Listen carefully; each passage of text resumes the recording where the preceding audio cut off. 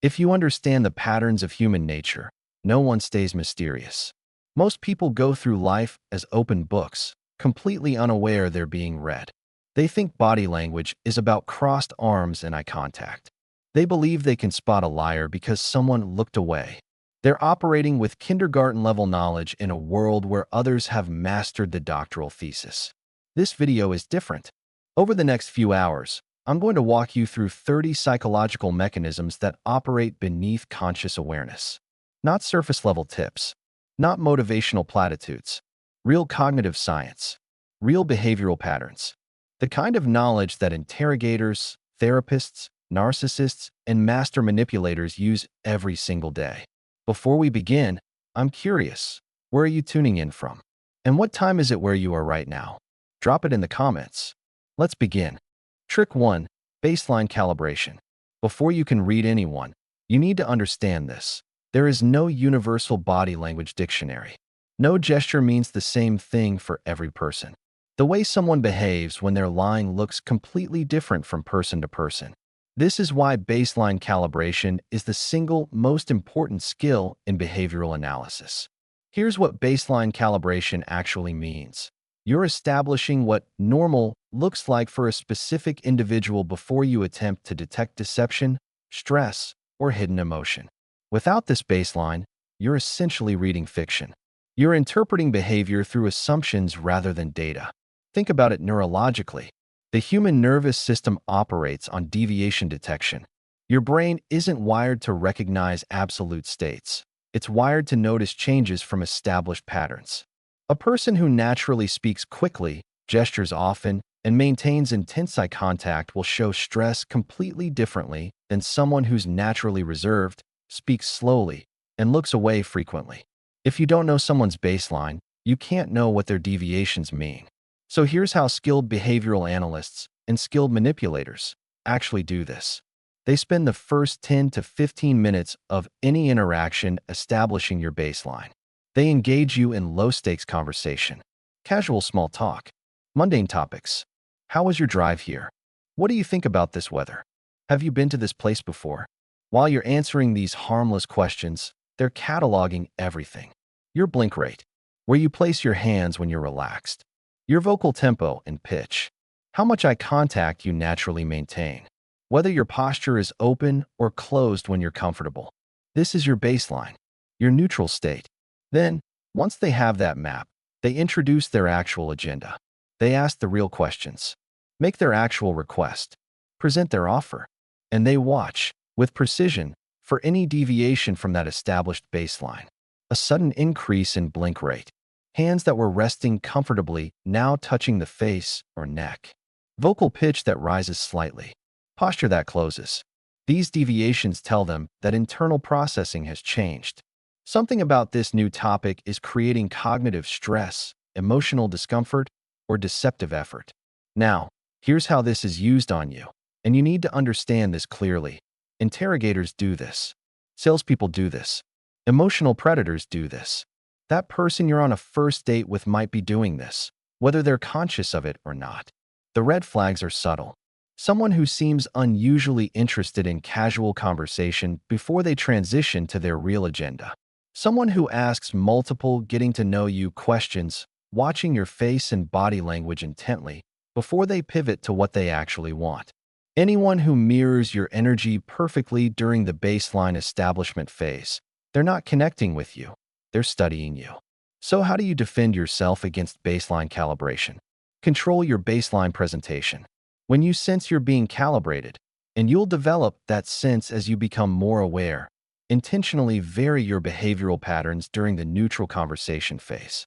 Shift your vocal rhythm occasionally. Adjust your posture. Change your blink rate. Make yourself difficult to map. If they can't establish a reliable baseline, they can't accurately read your deviations later. You become a moving target instead of a static one. This shows up everywhere. Job interviews where they chat casually before the serious questions. First dates where someone seems intensely curious about mundane details of your life. Negotiations where the other party engages in extended small talk. Police interrogations. Therapy intake sessions. Any scenario where someone needs to assess your truthfulness or emotional state later in the interaction. Learn to recognize when you're being calibrated, because once you see it, you can't unsee it. Quick pause here before we proceed further. If this type of valuable content is your thing, don't forget to hit that subscribe button. It really helps. Back to the topic now. Trick 2. Limbic leakage. Now we go deeper, past conscious behavior into something you cannot fake. Limbic leakage refers to involuntary physiological responses controlled by the limbic system, your brain's emotional center, that bypass conscious control entirely and reveal genuine emotional states. These are pre-verbal, evolutionary responses that occur 2/10 to half a second before you're even consciously aware you're feeling something.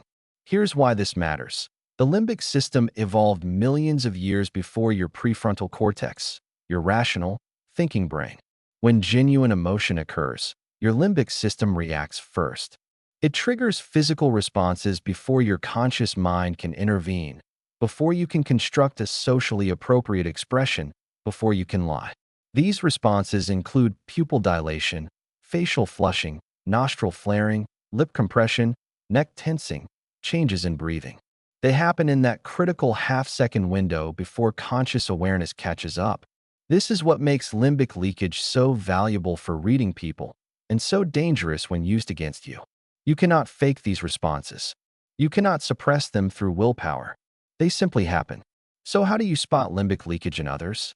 Watch the face, not just the eyes, the entire face, immediately after you introduce new information or ask an unexpected question. You're looking for micro-responses in that first half-second. A flash of fear. The eyes widen briefly, almost imperceptibly. Lip compression. The lips disappear inward, pressed together in a tight line. A hand moving involuntarily to touch the throat. One of the most reliable stress indicators because the throat is a vulnerable area we instinctively protect when threatened. Ventilating behaviors. Someone loosening their collar, fanning themselves, adjusting clothing around the neck. An Adam's apple jump. A hard swallow that indicates anxiety. Rapid blinking when someone's normal blink rate is slower. These microbehaviors occur before the person can compose their verbal response. Before they can smile and say, "No, everything's fine." The body tells the truth in that crucial window before the mind constructs the lie. Now, here's the dark side of this knowledge, how it's used against you. Emotional manipulators watch for your limbic leakage to identify your genuine triggers. They probe with different topics, different questions, different provocations, and they watch your neck, your face, your hands. Once they identify what creates authentic fear in you, what creates genuine attraction, what generates real anger, they have a complete map of your emotional vulnerabilities. They know exactly which buttons to push because your limbic system showed them where the buttons are. The red flags. Someone who maintains intense eye contact with your entire face during emotionally loaded conversation. They're not connecting with you. They're scanning you for micro-responses. Someone who asks seemingly random questions and then pauses, watching you closely before moving on. Anyone who suddenly shifts topics the moment they see you physically react to something. They're testing, probing, mapping your emotional landscape. Your defense here is limited because you cannot control limbic responses. They're neurologically automatic. But you can control exposure. When you're discussing emotionally charged topics with someone you don't fully trust, maintain physical distance. The further away they are, the harder it becomes to see subtle micro-movements. Control the information flow. Reveal less about what truly matters to you. Use time delays in your responses. Take a breath. Pause before answering. This gives your conscious mind time to align with your limbic reactions, reducing the gap between authentic emotion and controlled response. You see this everywhere once you know to look for it. Poker players reading tells. Therapists identifying exactly which childhood memory causes your throat to tense. Salespeople detecting the moment genuine interest flickers across your face. Romantic partners or romantic predators. Watching for signs of authentic attraction versus polite performance. Interrogators identifying the precise moment a lie is being told. Your limbic system is honest even when you're not. And skilled observers know this. Trick 3. Pacifying behaviors. Let's talk about what happens after the limbic system reacts. After that initial half-second of involuntary response, your nervous system is flooded with stress hormones. Your body is in a state of activation, and it needs relief. Enter pacifying behaviors. Pacifying behaviors are self-soothing gestures people perform unconsciously when experiencing stress, anxiety, or cognitive dissonance. These aren't random nervous habits. They're functional. They serve a purpose. When you touch your face, rub your neck, stroke your arms, or bounce your leg, you're activating pressure receptors in your skin. These receptors send signals to your brain that trigger the parasympathetic nervous system, your calm-down system. It creates a temporary reduction in distress, a feedback loop of comfort. The brain perceives threat, physical or psychological, and floods the body with cortisol and adrenaline. The body responds by seeking ways to discharge this tension. Pacifying behaviors are that discharge mechanism. Here's what to watch for. Neck touching or massaging is a high-stress indicator. The neck is vulnerable, and touching it is a primitive self-comfort response. Face touching indicates moderate stress. Arm stroking is pure self-comfort, like a child hugging themselves. Leg bouncing is the discharge of nervous energy that needs somewhere to go. Lip biting or licking signals anxiety. Playing with hair suggests uncertainty. A forceful exhale, almost a sigh, is a relief response, indicating stress that's just passed. But here's the key. It's not the behavior itself that matters. It's the frequency increase. It's the sudden amplification. If someone has been sitting calmly with their hands resting on the table, and then you ask a specific question and immediately their hand goes to their neck, rubbing, massaging, that's a pacifying behavior triggered by whatever you just introduced. That's stress leakage. Now, manipulators use pacifying behaviors in two distinct ways, and you need to understand both. First, they watch for your pacifying behaviors to identify when they've hit a nerve, when they're pushing on something that genuinely bothers you, when they've found a vulnerability. Your body tells them they're on to something before your words do. Second, and this is more sophisticated, they deliberately display pacifying behaviors to appear vulnerable and trustworthy. They exploit your mirror neurons and your empathy response. When you see someone appearing anxious or stressed, your instinct is often to trust them more, not less. They seem nervous, so they must be genuine. But performed pacifying behaviors are a manipulation tactic. The red flags. Someone whose pacifying behaviors suddenly stop when you become distressed. That tells you their anxiety was performance, not genuine. Real anxiety doesn't shut off because someone else is upset. Someone who pacifies only when discussing specific topics, but remains perfectly calm when discussing objectively stressful events. That asymmetry reveals manipulation. Asymmetric pacifying, touching only one side of the body, often indicates conflicted thinking about the specific topic being discussed. Your defense is awareness. Become conscious of your personal pacifying repertoire. What do you do when you're stressed? Do you touch your face? Your neck? Do you fidget? Under stress, consciously still your hands or redirect that energy into controlled gestures, clasping your hands together, gripping the armrests of your chair. Don't eliminate the stress, but control how it manifests. And when you notice someone else pacifying heavily, don't automatically trust their apparent distress. Ask yourself, does the context truly warrant this level of stress response? Or is something else happening here? This appears constantly in negotiations. Watch for increased pacifying immediately after you make an offer. That tells you the offer has created cognitive tension. In conflict discussions, it distinguishes genuine distress from performed distress. In deception scenarios, liars typically pacify more after telling the lie, not during. The stress comes from having lied, not from the act of lying. Your body seeks comfort when your mind is uncomfortable. The question is whether that discomfort is genuine or strategic. Trick 4. Cluster analysis. Here's a critical principle that will save you from countless misreadings. Single behavioral cues mean absolutely nothing in isolation. Nothing. That person who looked away when you asked them a question doesn't mean they're lying. Could mean they're thinking. Could mean they're accessing a memory. Could mean the light is in their eyes. Could mean nothing at all. The person whose arms are crossed? Not necessarily defensive. Might be cold. Might be comfortable. Might be their default posture. This is where most amateur behavioral analysis fails completely. People learn one or two tells. If they touch their nose, they're lying. If they cross their arms, they're closed off. And they think they're reading people. They're not. They're seeing patterns that don't exist. This is why cluster analysis is fundamental. Only patterns of multiple concurrent behaviors provide reliable insight into psychological states. A gesture, an expression, a word choice only becomes meaningful when it appears alongside supporting indicators from different channels. Here's why this works. Human behavior is multimodal. Body language, vocal tone, word choice, timing, physiological responses. All of these channels operate simultaneously.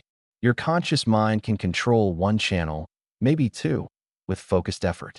But you cannot orchestrate all channels coherently when you're lying or hiding emotion. The truth leaks through the channels you're not controlling. So when someone says, "I'm fine," but their body language is closed, their vocal quality is tense, and their foot is pointing away from you, those contradictions between channels reveal the authentic internal state. The words are controlled. The body less so. The voice even less. The feet almost not at all. Here's how to actually apply this. Look for a minimum of 3 concurrent indicators before drawing any conclusion about someone's honesty, interest, or emotional state. Example of a deception cluster. Verbal deflection when answering your question, plus eye blocking, covering the eyes with a hand, looking down, closing the eyes briefly, plus foot orientation turning away from you, plus a slight increase in vocal pitch. That's 4 channels, all suggesting the same thing. Psychological discomfort with the topic. Example of a genuine interest cluster. Torso orientation directly toward you. Pupil dilation, reduced blink rate. A forward lean, and vocal warmth. Tone that softens, pace that slows slightly. Again, multiple channels, all aligned, all telling the same story. Now, sophisticated manipulators understand cluster analysis because they know you're watching for individual tells. So they control the obvious channels. They smile. They maintain eye contact. They keep their posture open. They give you exactly what you're looking for on the channels most people watch. But they can't control everything. Their feet still point away from you. Their voice still carries baseline tension. Their response latency, the pause before answering, is still slightly longer than it should be. The cluster reveals what the controlled elements hide. The red flags, perfect behavioral consistency across all channels. When every single element is aligned, facial expression, body language, voice, words, timing, it's likely rehearsed or psychopathic. Genuine emotion creates some behavioral static, some inconsistency, because you can't perfectly control all channels simultaneously. Someone who maintains strong eye contact, but whose body is oriented away from you. That channel conflict tells you something. Verbal agreement delivered with visible tension in the jaw or throat. Emotional claims, "I love this idea," that completely lack supporting microexpressions in the face. Your defense, never trust single indicators. Train yourself to pause. Collect at minimum 3 behavioral data points from different channels before you conclude anything. When in doubt, assume ambiguity rather than jumping to certainty. This is how you actually detect deception, never from single cues, always from clusters. This is how you assess romantic interest. Verbal interest combined with behavioral disinterest equals politeness, not attraction. This is how you evaluate negotiations. Verbal agreement accompanied by stress clusters means reluctant yes, not genuine yes. Cluster analysis is the difference between reading behavior and inventing interpretations. Trick 5. Eye accessing cues. Let's talk about the eyes. Not eye contact. Everyone knows about eye contact. I'm talking about eye accessing cues, the rapid, unconscious eye movements that correlate with specific cognitive processes. Eye accessing cues are not lie detectors. Let me be absolutely clear about that. But they do reveal which mental system someone is engaging when they're processing information, and that information is valuable. Here's the neurology. Different regions of your brain activate during different types of thinking. When you're accessing visual memories, trying to remember what someone's face looked like, what you saw yesterday, your eyes typically move upward. When you're constructing imagined scenarios, whether that's creative thinking or fabricating a lie, your eyes may move to different positions. When you're accessing feelings, your eyes often move down and to one side. These movements are byproducts of neural activation patterns. Your eyes aren't causing the cognitive process, they're reflecting it. The general patterns work like this, though note that these can reverse for some left-handed individuals. Eyes up and to the left typically indicates visual recall, remembering something you actually saw. Eyes up and to the right suggests visual construction, imagining something, creating a mental image of something that didn't happen. Eyes moving laterally to the left indicates auditory recall, remembering sounds, remembering conversation. Eyes lateral to the right suggests auditory construction, imagining dialogue, creating sounds in your mind. Eyes down and to the left often indicates internal dialogue, self-talk, the voice in your head reasoning through something. Eyes down and to the right typically indicates kinesthetic or emotional accessing, connecting with feelings, physical sensations. The key is to look for consistent patterns within the individual. Establish their pattern during baseline conversation, then watch for what activates when they're processing more significant information. Now, how is this used on you? Interrogators and skilled persuaders watch your eye movements to determine whether you're recalling actual events, which suggests truthfulness, or constructing scenarios, which suggests potential deception. But here's something more subtle.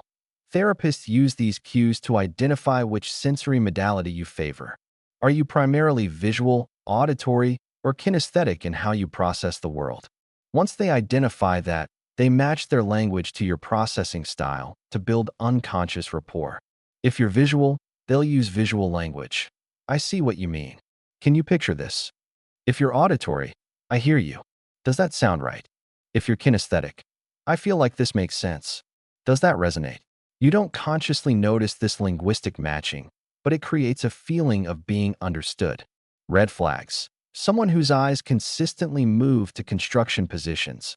Upright, lateral right, when they're supposedly answering factual questions about their past or their experience. That pattern suggests they're creating rather than recalling. Someone who maintains locked eye contact without any natural accessing movements. That's over-controlled, potentially deceptive, because natural cognitive processing creates natural eye movement. Rapid eye movements to multiple positions before answering even simple questions suggests internal conflict or an active construction process. Your defense. If you're being truthful, let your eyes move naturally. Don't try to control them. Paradoxically, prolonged, unnatural eye contact when answering questions can appear more suspicious than natural accessing movements. If someone is attempting to use eye accessing cues against you, you can introduce ambiguity by asking them questions that require construction. Imagine if this happened differently. What would you have done? Which normalizes construction-related eye movements in the conversation. You see this in interrogations, where trained questioners watch eye patterns. In therapy, where matching predicates to accessing cues builds rapport. In sales, where identifying someone's decision-making process, visual, auditory, kinesthetic, allows you to present information in their preferred modality. And in deception detection, though only as one element of cluster analysis, never alone. The eyes don't just make contact. They reveal process. They show you what someone's brain is doing beneath the surface of their words. Trick 6. Proxemics and territory. There's an invisible architecture around your body right now. Zones of space that communicate relationship, trust, and power. Most people move through these zones unconsciously, but skilled observers and skilled manipulators use them with precision.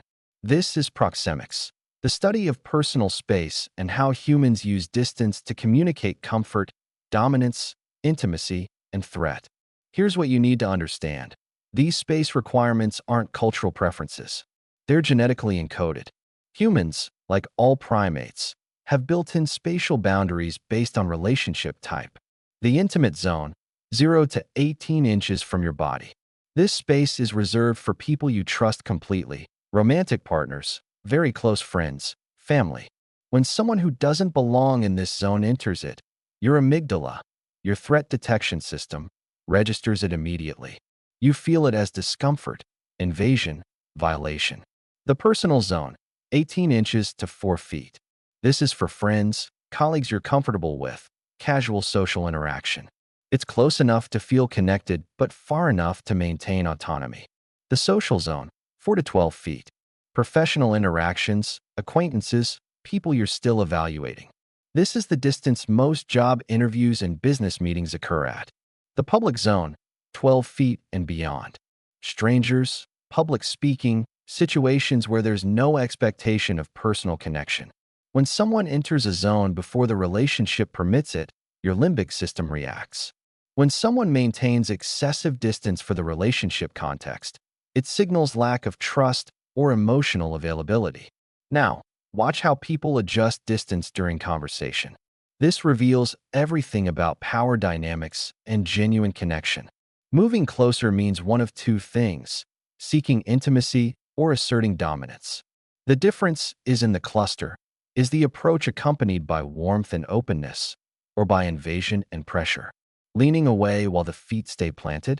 That's psychological withdrawal without social offense.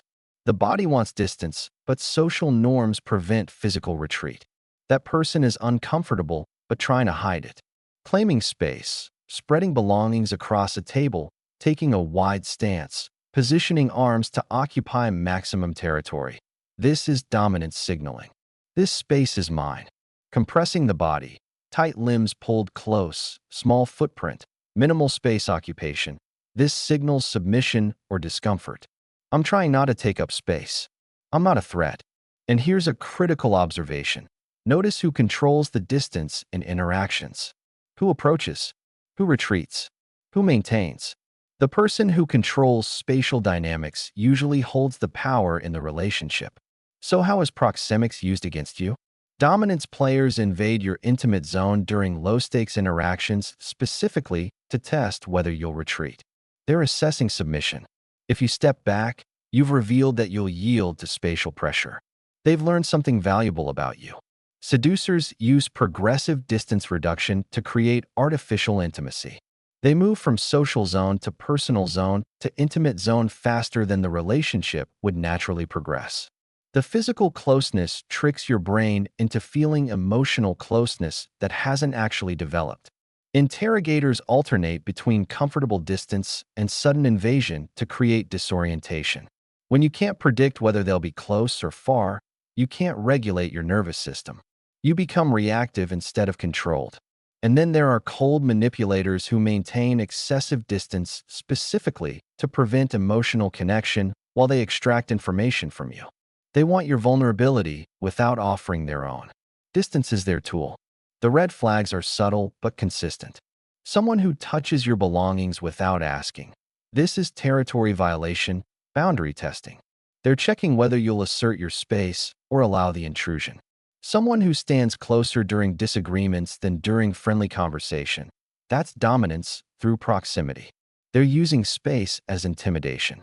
Someone who mirrors your distance adjustments perfectly. Moving closer when you move closer, backing up when you back up. That's manipulative rapport building. Genuine connection doesn't require perfect mirroring. That level of precision reveals calculation. Someone who maintains excessive distance during supposedly intimate conversation. They say they care, they say they're invested, but their body stays in the social or public zone. That spatial contradiction reveals emotional unavailability or deception. Your defense is conscious boundary maintenance. Establish your space requirements and maintain them regardless of social pressure. If someone invades your intimate zone without permission, create space deliberately. Then watch whether they respect your adjustment. If they respect it, step back, maintain the new distance, acknowledge the boundary. That's a healthy response. If they continue invading, closing the gap you just created, that's a power play. They're telling you that your boundaries don't matter to them. And here's something most people don't consider.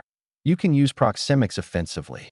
During negotiations, Carefully calibrated spatial invasion can unsettle opponents and shift power dynamics.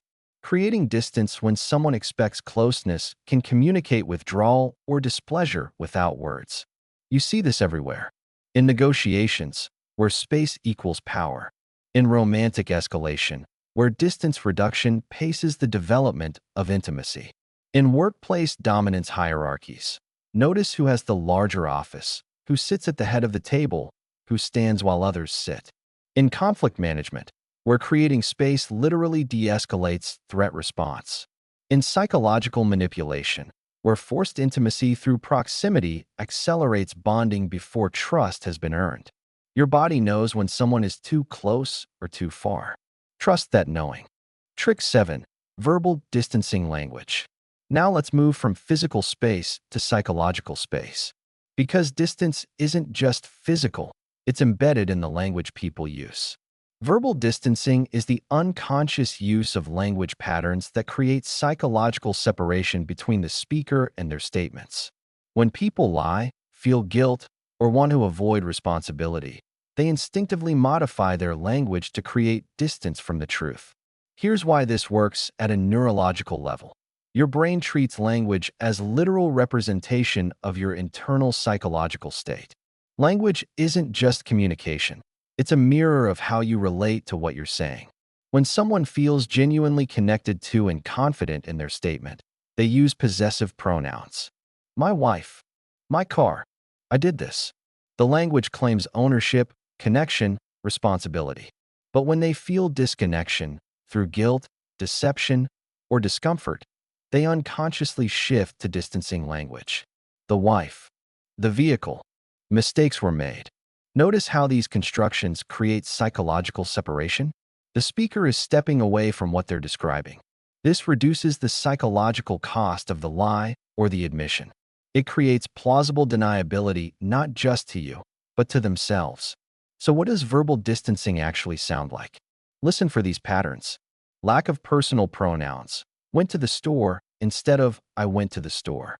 The subject, the I, disappears from the sentence entirely. Who went to the store? The sentence doesn't say. That's linguistic evasion. Past tense discussion of present relationships. We were happy when they're supposedly still together. The relationship is being discussed as if it's already over, even though they're claiming it's current.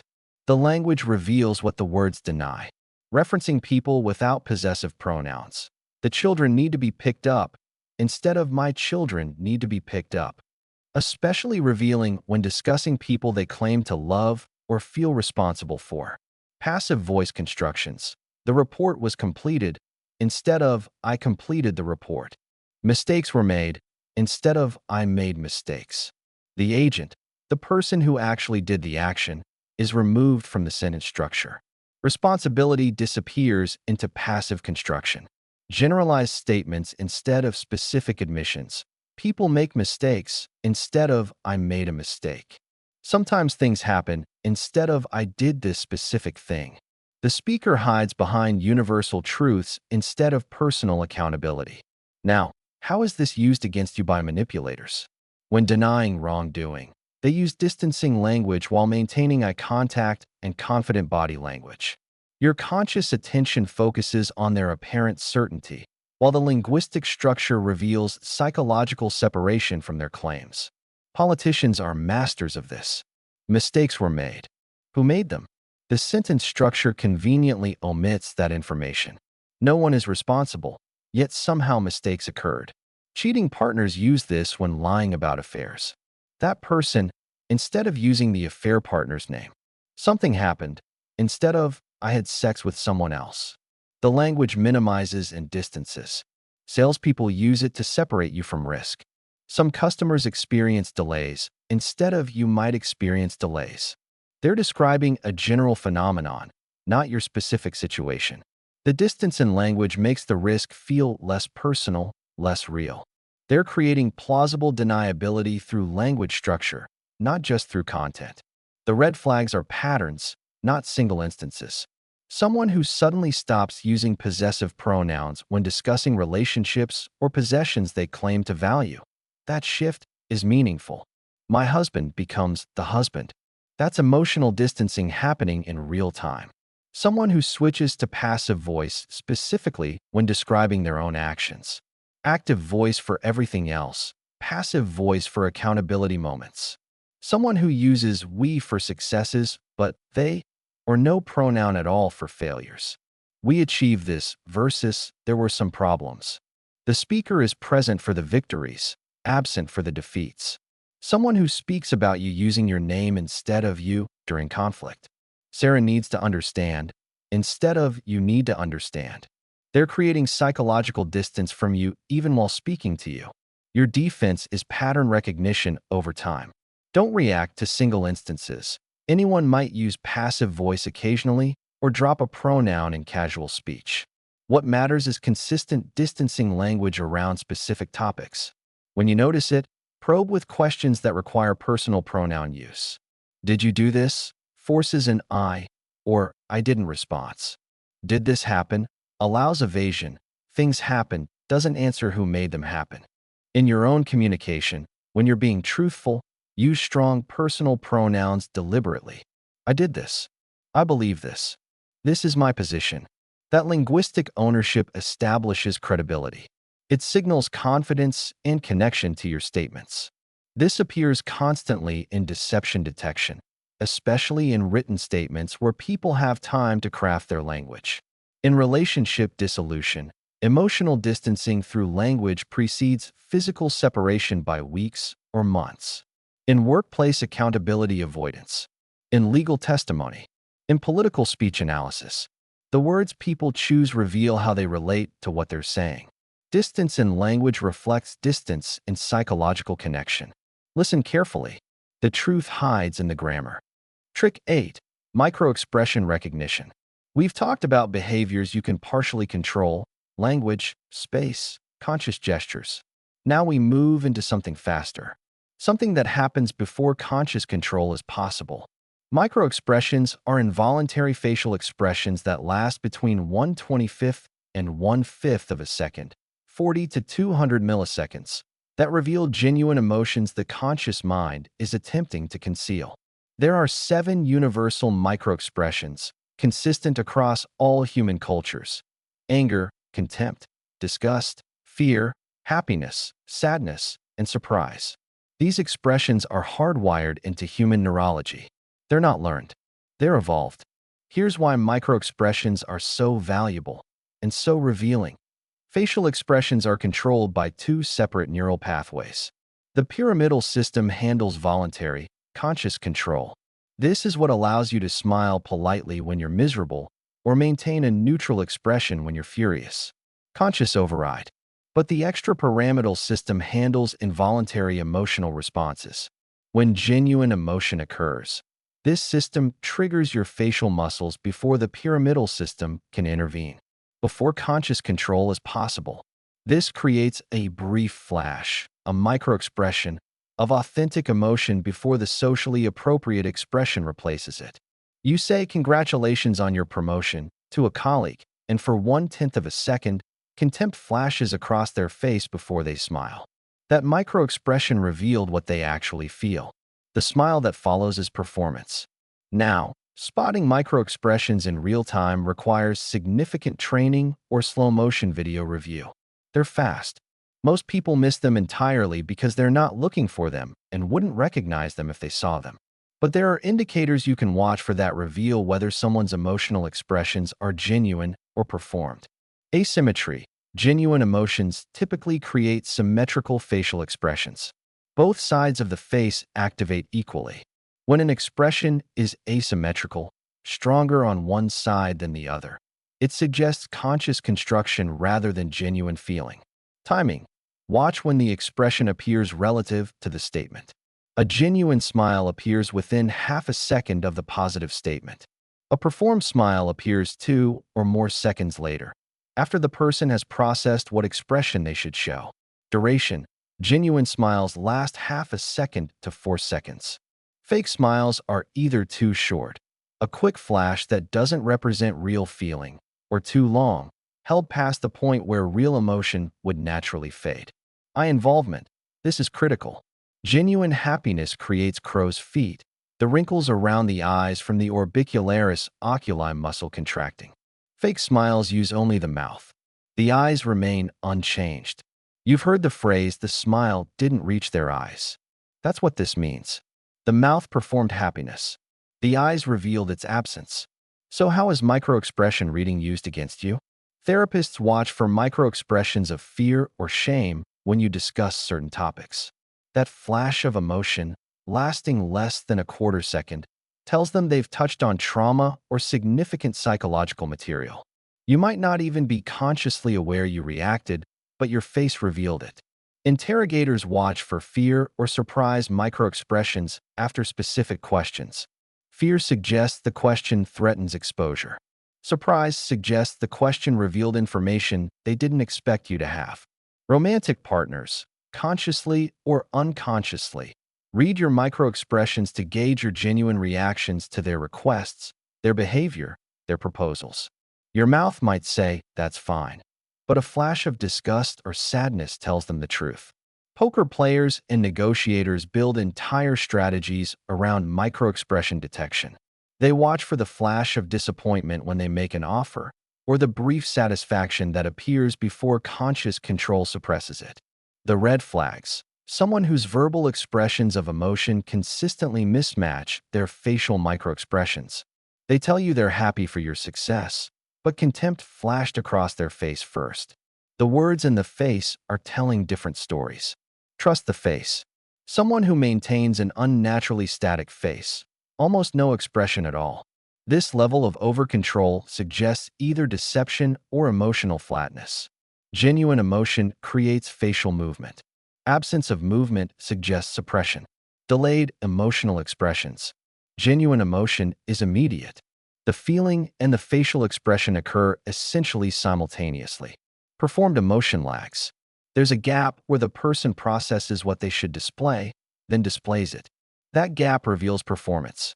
Your defense against microexpression reading is limited because these responses are neurologically automatic. You cannot control them through willpower. The extrapyramidal system bypasses conscious control by design, but you can control exposure.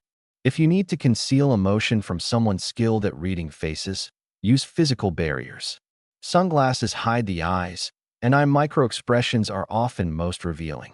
Distance makes facial micromovements harder to detect. Having your phone or a document between you and them creates visual obstruction. Control the information you reveal so they have less reason to trigger strong emotion in the first place. If they don't know what matters to you, they can't probe for emotional reactions. Or, and this is perhaps the most powerful defense, become comfortable with emotional transparency. Let your face show what you feel. Authenticity is armor. When you're not trying to hide anything, microexpressions don't betray you. They simply reveal who you are. This appears everywhere. In high-stakes poker, where tens of thousands of dollars rest on reading whether someone's fear or confidence is genuine. In interrogation rooms, where freedom or imprisonment might depend on detecting a flash of fear at the wrong moment. In therapy sessions, where healing requires identifying what truly hurts. In romantic relationships, where the difference between genuine affection and performed affection determines whether the connection is real. In workplace politics, where reading unspoken reactions reveals true alliances and enmities. In negotiations, where detecting genuine interest versus performed enthusiasm determines whether you have leverage. Your face speaks faster than your mouth, and it tells the truth your words might hide. The people who can read that truth have extraordinary power over those who don't realize they're being read. Trick 9. Cognitive load detection.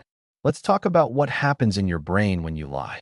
Cognitive load refers to the mental effort required to process information and construct responses. And here's the fundamental asymmetry. Lying, fabricating stories, or suppressing emotion requires dramatically more cognitive resources than truth-telling. The prefrontal cortex, your brain's executive function center, has limited processing capacity. It can only handle so much at once. When someone tells the truth, they're simply recalling information. Memory retrieval. Low cognitive load. The prefrontal cortex handles this easily while simultaneously managing eye contact, body language, conversational flow. But when someone lies, they're running multiple demanding processes simultaneously. Process 1. Suppress the truth. The actual information wants to come out. You have to actively block it. Process 2. Construct a believable false narrative. This requires imagination, scenario building, ensuring internal consistency. Process 3. Monitor the other person's reaction to your lie. Are they believing it? Are they skeptical? Do you need to adjust? Process 4. Remember what you just said so you can maintain consistency if questioned later. Process 5. Manage your own stress response, the anxiety of lying, the fear of detection. All 5 of these processes compete for the same limited cognitive resources, and this overload causes observable degradation in other cognitive functions. The brain has to prioritize, and when it does, certain things suffer. Here's what cognitive overload looks like. Decreased spontaneous corrections. Truth tellers naturally correct small details. I saw him on Tuesday. No, wait, it was Wednesday. That self-correction is cognitive processing working normally, comparing stored information and adjusting for accuracy. Liars avoid corrections. They fear that changing any detail will make them look suspicious or create inconsistencies they'll have to track. So they stick rigidly to whatever they said first, even when a natural speaker would adjust minor details. Simplified language. When cognitive load increases, language complexity decreases. Fewer adjectives, shorter sentences, more basic vocabulary. The brain doesn't have resources available for linguistic sophistication while running 5 other processes. Longer response latency, the pause before answering questions. That pause is thinking time, construction time. Truth has minimal latency. You either know something or you don't. But fabrication requires processing time before response is possible. Decreased eye contact. Not because looking away means lying. That's a myth. But because maintaining appropriate eye contact requires cognitive resources for social monitoring. When those resources are diverted to lie construction and management, eye contact suffers. Reduced hand gestures. Natural speakers gesture as they talk. It's part of how the brain processes and communicates information. But gesture requires cognitive resources. Under high cognitive load, gesturing decreases or stops entirely. The person becomes more still, more rigid. Increased speech errors. False starts. Sentence restarts. These errors increase when cognitive capacity is exceeded. The brain is trying to do too much, and the overflow appears as verbal disfluency. So how is cognitive load detection used against you? Interrogators deliberately increase your cognitive load through rapid-fire questions, time pressure, and interruptions. They're not just gathering information, they're overloading your processing capacity. Because here's what they know. Cognitive overload makes lying significantly harder while making truth-telling relatively easier. If you're telling the truth, rapid questions aren't particularly difficult. You're just recalling information. But if you're lying, you can't construct fast enough. The cognitive demands exceed capacity, and the lie falls apart. Manipulators assess your cognitive load to determine whether you're being truthful. If you answer complex, detailed questions effortlessly with natural complexity and spontaneous corrections, they tend to trust you. That ease suggests truth. If you struggle with simple questions, simplify your language dramatically, or show signs of cognitive strain, suspicion increases.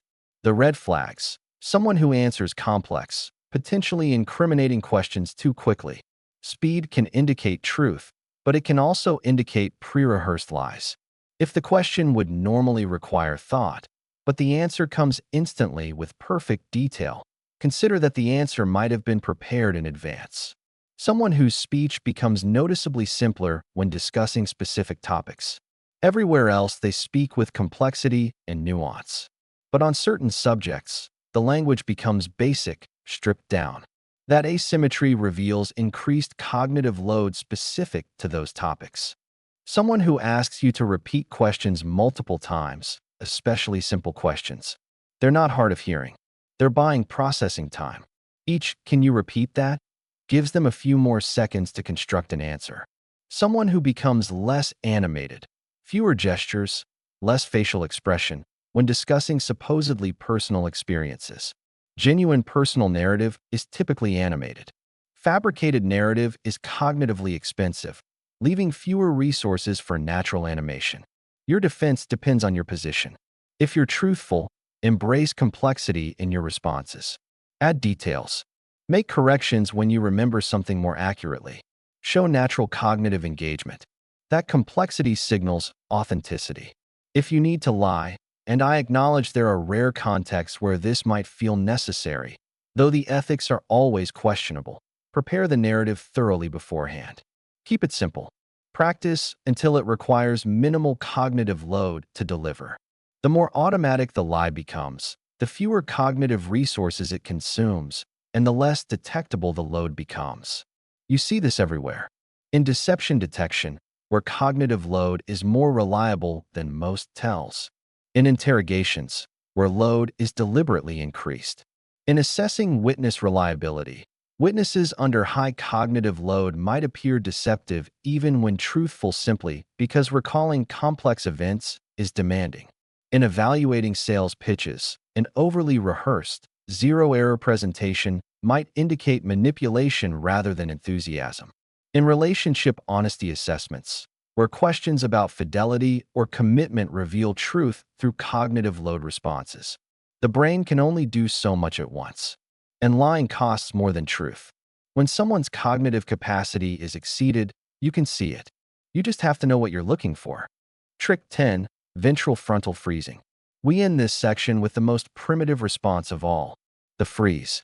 Ventral frontal freezing refers to observable stiffness in the torso, particularly the neck and upper body, that occurs when someone experiences sudden fear, deception stress, or psychological threat.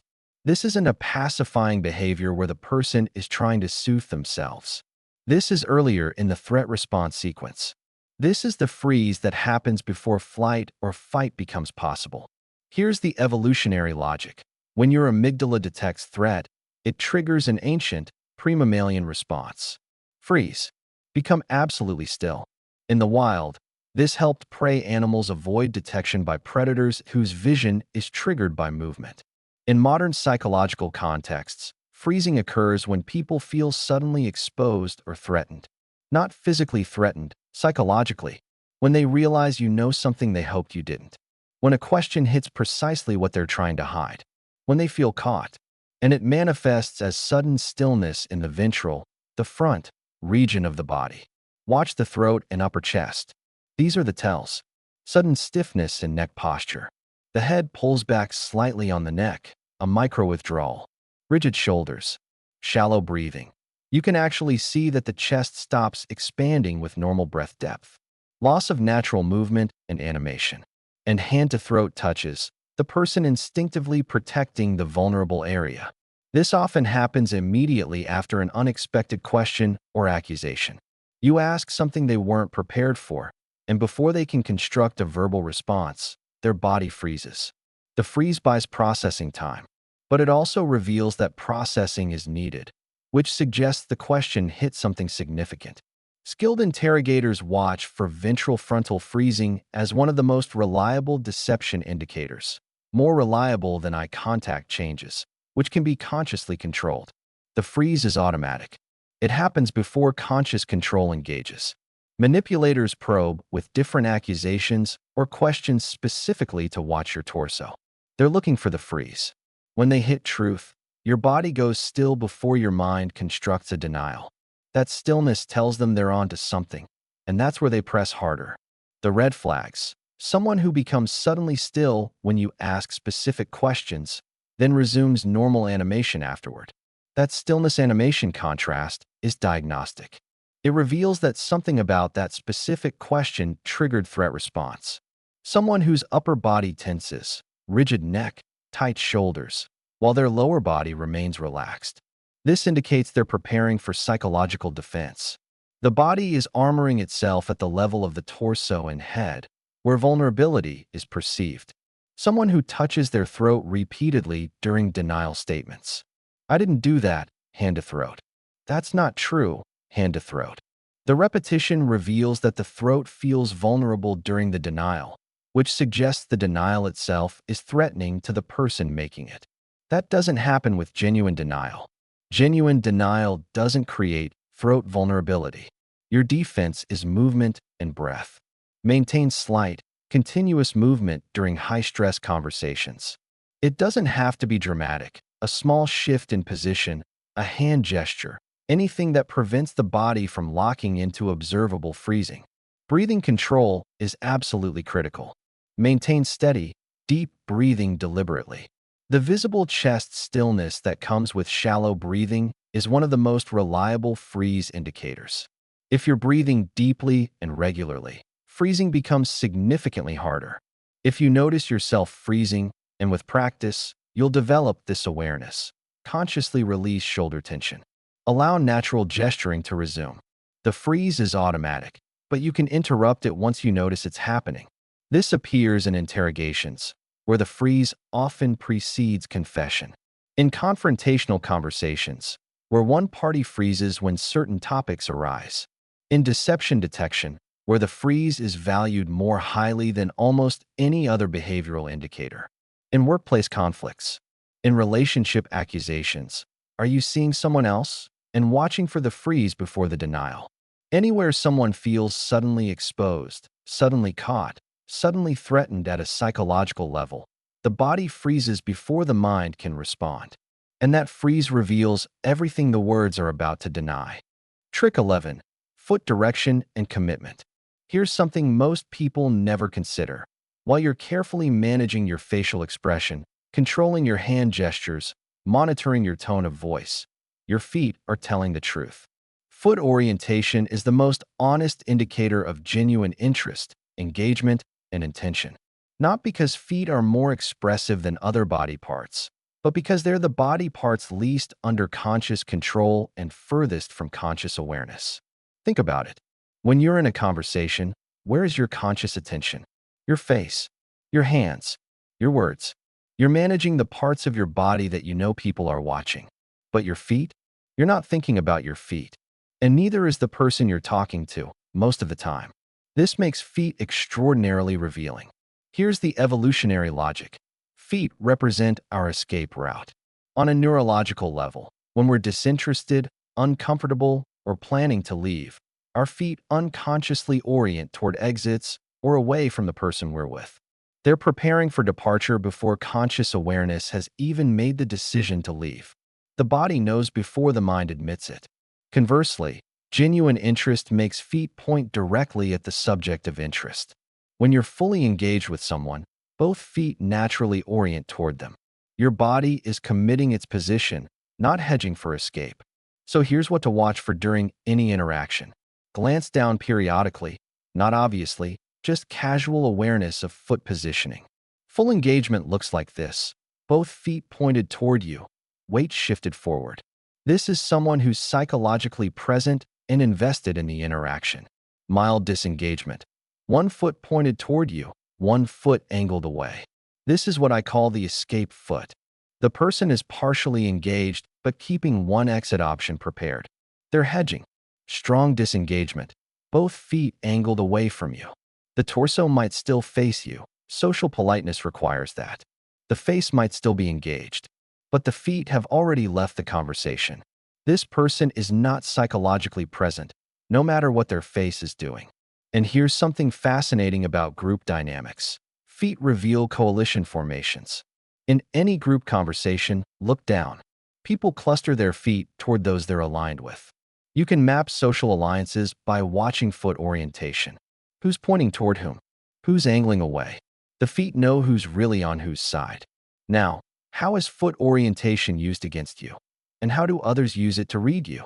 Romantic prospects maintain facial engagement and verbal interest while their feet angle away. They're being polite. They're not being cruel. But they're not genuinely interested. Their feet are telling you what their mouth won't say. Salespeople watch your feet to determine your real interest despite whatever you're saying verbally. You can tell them you're just looking, but if both your feet are pointed at the product, they know you're genuinely interested. They'll press harder. Manipulators maintain eye contact and engage conversation while their feet point away from you. They're extracting information, but there's no genuine connection. They're not really with you. The feet reveal that the engagement is instrumental, not authentic. That person you're on a date with leans in, smiles, asks questions, but their feet point toward the exit. Their body is already planning departure even while their face performs interest. The red flags are body language conflicts. Someone whose torso faces you but whose feet point away. That conflict signals deception or significant discomfort. They're trying to appear engaged, but their unconscious orientation reveals withdrawal. Someone who verbally agrees to plans while both feet angle toward departure. Yes, let's do that. But their feet are already leaving. That agreement is not genuine commitment. In arguments, watch for the moment when someone's feet suddenly point away from you. That's the moment of emotional disengagement. They might keep talking, but they're done. Continuing the discussion past that point is often futile. The feet have already left. The words that follow are just aftermath. Crossed ankles with feet pointing away indicates severe discomfort or deception. The crossing is self-soothing. The orientation is withdrawal. Both together signal significant psychological distress about the interaction. Your defense, and your strategic weapon, is conscious foot control. In negotiations, keep your feet firmly pointed at the other party even when you want to appear uncertain or disinterested. Foot orientation projects confidence and commitment regardless of what your words suggest. It's a subtle dominance signal. When you're trying to exit unwanted interactions without being rude, let your feet point away while maintaining polite facial engagement. This creates socially acceptable body language that signals unavailability without requiring verbal rejection. Most people will unconsciously register your disengagement and wind down the interaction. This appears everywhere. In romantic interest assessment, foot direction is the most reliable indicator, more reliable than eye contact, more reliable than verbal statements. In sales interactions, in negotiations, in social gatherings, where you can identify subgroup alliances just by watching who's pointing toward whom. In job interviews, in conflict conversations, where you can detect the exact moment genuine engagement becomes polite performance. The feet don't lie. They can't. They're too far from conscious control. Watch them. Trick 12. Speech pattern disruption. Now let's move from body to voice. Specifically, to the patterns in how people speak and how those patterns change under stress. Speech pattern disruption refers to changes in verbal fluency, vocabulary sophistication, sentence structure, and linguistic baseline that indicate cognitive stress, deception, or emotional activation. Here's why this matters. Fluent speech requires coordination between multiple brain regions working simultaneously. Broca's area and Wernicke's area, your language centers. Working memory, emotional regulation, social monitoring. All of these systems have to function together for speech to flow naturally. When cognitive load increases through lying, anxiety, or intense emotion, these systems compete for limited neural resources. Something has to give. And what gives is speech fluency. The degradation is observable if you know what to watch for. First, establish the person's speech baseline. How do they talk when they're relaxed, discussing neutral topics? What's their natural vocabulary level? Their typical sentence structure? Their pace? Their rhythm? Then watch for deviations. Sudden formality increase is a major indicator. Someone who's been speaking casually, using contractions, relaxed grammar, and formal vocabulary suddenly becomes formal when a specific topic arises. I did not do that instead of I didn't do that. This formality signals psychological distance or deception preparation. The person is creating formal structure because they're constructing rather than recalling. Vocabulary simplification. Under cognitive load, complex vocabulary disappears. Fewer adjectives, shorter words, more basic sentence structures. The brain doesn't have resources available for linguistic sophistication when it's running multiple demanding processes simultaneously. Increased filler words. Like, these multiply under stress. They're not meaningless. They're placeholders while the brain processes. The more cognitive load, the more fillers appear. False starts and self-interruptions. What happened was, the situation. This suggests internal conflict. multiple versions of the story competing for expression. The person is struggling to construct a coherent narrative. Speech rate changes. Faster under anxiety, words tumbling out, trying to get past the stressful moment. Slower when fabricating. Each word requires construction, so pace decreases. Pitch elevation. Stress tightens the vocal cords. Pitch rises. This is involuntary. The person can't control it. A normally deep voice becomes noticeably higher when stress increases. Lack of contractions. Deceptive speech trends toward formal structure. I did not instead of I didn't. I have not instead of I haven't. The formality creates psychological distance from the statement. So how is this used against you? Interrogators deliberately introduce stress through aggressive questioning, time pressure, topic shifting. Then they watch for speech degradation. When your speech patterns break down, more fillers, simpler vocabulary, formal structure, they know they've hit something significant. That's when they press harder. Manipulators note which topics cause your speech to become less fluent. Those topics are your vulnerabilities. They've identified where you're psychologically weak or conflicted. And here's something disturbing. Sociopaths sometimes display the opposite pattern. They unnaturally control speech patterns to appear normal. The result is eerily perfect articulation that lacks natural speech errors. No ums, no corrections, no false starts. It sounds polished, but it feels wrong. That perfection reveals that speech is being consciously managed rather than flowing naturally, which suggests the person is performing rather than being. The red flags: casual speech that suddenly becomes formal when specific topics arise. That shift into formality is deception mode activating. Speech with unnatural perfection. Real human speech contains errors. Perfection suggests either over-rehearsal or effective flatness. Vocabulary that becomes noticeably simpler when someone is explaining supposedly personal experiences. Personal experiences should be easy to describe because they're based on memory. Simplification suggests fabrication. The person is constructing, not recalling. Speech that becomes faster and higher pitched during denials. I didn't do that, delivered in a rush, voice elevated. That's stress leakage, overwhelming conscious control. Your defense depends on your position. If you're being interrogated or manipulated, slow your speech deliberately. Slowing down increases your cognitive control and reduces stress indicators. Take your time. Pause before responses. Don't let them rush you. Don't try to eliminate natural speech errors. This is counterintuitive, but errors actually increase credibility.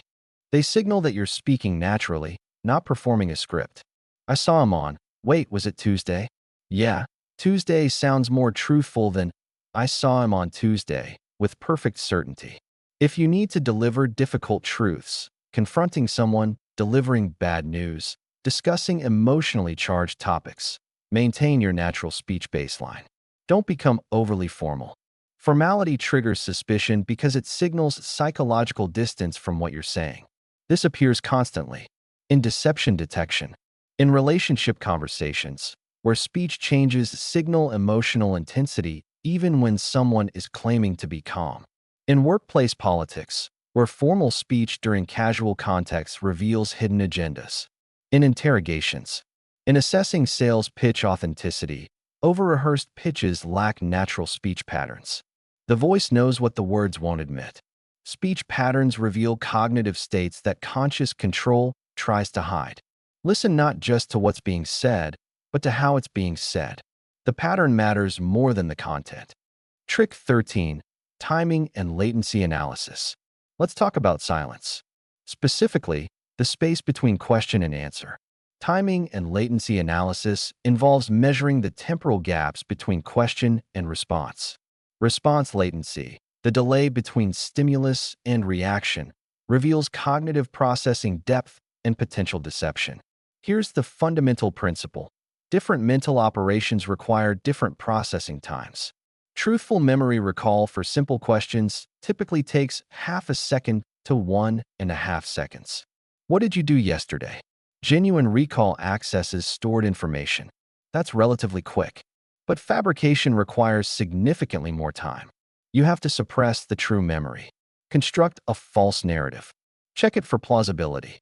Ensure it doesn't contradict previous statements. That's multiple cognitive operations stacked on top of each other. Each one takes time. However, and this is critical, over-rehearsed lies can have suspiciously fast response times. If someone has told the same lie multiple times, it becomes automated. No construction required, just retrieval of the prepared false narrative. So speed alone doesn't determine truth. The pattern matters. Here's how to actually use timing analysis. Establish baseline response latency during neutral questions. How long does this person typically take to answer simple questions? What's their natural processing pace? Then note changes when you move to more significant topics. Red flags include dramatically longer latency for specific questions. You ask 10 questions. 9 have consistent, short response times. The 10th question? Long pause. That pause reveals cognitive work, likely fabrication or significant internal conflict. Suspiciously fast responses to complex questions. Tell me about every detail of what happened that night. Instant detailed response with zero processing time? That's prefabricated. A truthful person would need time to access and organize genuine memories.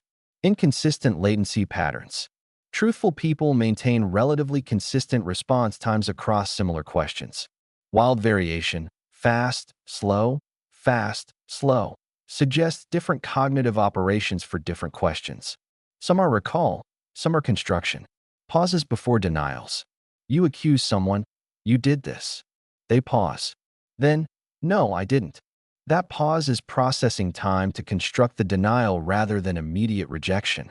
Genuine innocence typically produces immediate denial. Construction requires that pause. So how is this used against you? Interrogators use rapid-fire questioning specifically to prevent construction time. They know truth has short latency. Lies need processing time. By removing that time through pacing pressure, they make lying significantly harder. The truth comes out because there's no time to construct alternatives. Manipulators watch your response latency to identify which topics make you cognitively uncomfortable. Normal latency, long pause. That pause revealed something. That's the topic they'll return to. Therapists note when certain topics create noticeably longer processing times. That extended latency indicates psychological complexity or trauma. The topic requires more cognitive work to discuss, which suggests emotional significance. The red flags. Instant answers to questions that should require thought. Someone asks about your whereabouts during a specific time frame 3 months ago. You answer immediately with perfect detail? That's suspicious. Genuine recall takes time. Response latency that suddenly increases dramatically for specific questions while remaining normal for others. That asymmetry reveals those questions are different. They're triggering different cognitive processes, asking you to repeat simple questions multiple times. They're not confused. They're stalling, buying construction time. Long pauses before saying, I don't remember. If truly forgotten, that response is immediate. You access memory, find nothing, report that finding. Long pause before, I don't remember, suggests you're deciding whether to claim amnesia, not actually failing to recall. Your defense. If you're truthful, don't rush responses to appear cooperative. Natural processing time increases credibility. Taking a moment before answering suggests thoughtful, genuine recall. Instant answers can appear rehearsed. If you need to control latency strategically, establish a consistent baseline by pausing slightly before all responses, not just difficult ones. This way, the pause doesn't signal that specific questions are problematic. It's just your pattern. In negotiations, control conversational pacing to maintain cognitive advantage. Slow the pace when you need thinking time. Accelerate when you want to pressure the other party. This appears everywhere. Interrogations, deception detection, sales conversations, measuring genuine interest by watching how long someone takes to answer whether they're ready to buy. Relationship honesty assessments. Negotiation strategy. The space between question and answer contains information. That silence is not empty. It's full of cognitive processing, and that processing reveals what the words might hide. Pay attention to what happens in that gap. Trick 14. Selective memory and omission patterns. Memory is not a video recording. It's not perfect storage of events. Genuine memory is pattern-based, salience-dependent, imperfect. We remember emotionally significant events, unusual occurrences, personally relevant details. We forget mundane specifics. This creates a predictable memory profile. And when someone's memory profile doesn't match that pattern, it reveals something. Selective memory, in this context, refers to strategic omission. The pattern of forgetting specific details that would be contextually unforgettable while remembering less salient information. This asymmetry reveals intentional hiding. Here's how genuine memory actually works. High emotional salience equals strong encoding. You remember your wedding day in detail. You don't remember what you ate for lunch 3 Tuesdays ago unless something unusual happened. So when someone claims to forget precisely the information that should have been most emotionally significant while remembering peripheral trivia, that's not organic forgetting. That's strategic amnesia. Compare memory granularity across different topics. Are they consistently detailed or consistently vague? Or do they show suspicious asymmetry? Warning signs: remembering what they wore, the weather, irrelevant conversation, but forgetting central actions. What they did, who they were with, timing of key events. The peripheral details serve the narrative. The central facts would incriminate. So the central facts are forgotten. Remembering events before and after a suspicious time frame, while that specific time frame is blank. You ask what happened between 8 and 11 p.m. They remember 7:30 p.m. clearly. They remember 11:15 p.m. clearly. But 8 to 11? Complete blank. That's not how memory fails. Memory degrades across related time periods. Isolated gaps are strategic. Memory that spontaneously improves when you provide evidence. I don't remember that conversation. You show them an email. Oh, now I remember. Real memory doesn't work that way. Either you remember or you don't. Sudden recovery tied to evidence presentation reveals that the forgetting was intentional. Memory that returns in incremental admissions. Each recovered memory is only what you've already proven. They admit only what they know you know. That's not memory returning. That's damage control. How is this used against you? Cheating partners remember elaborate details about their supposed business trip, the restaurant, the weather, the hotel lobby. But they can't remember who they had dinner with? That asymmetry is diagnostic. The peripheral details establish the alibi. The central fact, who they were with, would reveal the affair. Manipulators recall your previous commitments with precision when it benefits them, but suffer sudden amnesia when you reference their promises. Your obligations are remembered. Theirs are forgotten. That's not cognitive limitation. That's manipulation. Workplace adversaries remember your mistakes in exhaustive detail while completely forgetting their own contributions to the problem. Asymmetric memory that serves their interests. Red flags. Claims of poor memory generally, but perfect recall of trivial details that support their narrative. The contradiction reveals selectivity. Can't remember, answering a specific question despite remembering the entire surrounding conversation. Isolated amnesia for precisely the consequential moment. Memory that spontaneously improves only when confronted with evidence, never before. Your defense: when someone claims not to remember, ask for adjacent memories. You don't remember that conversation? What do you remember just before it?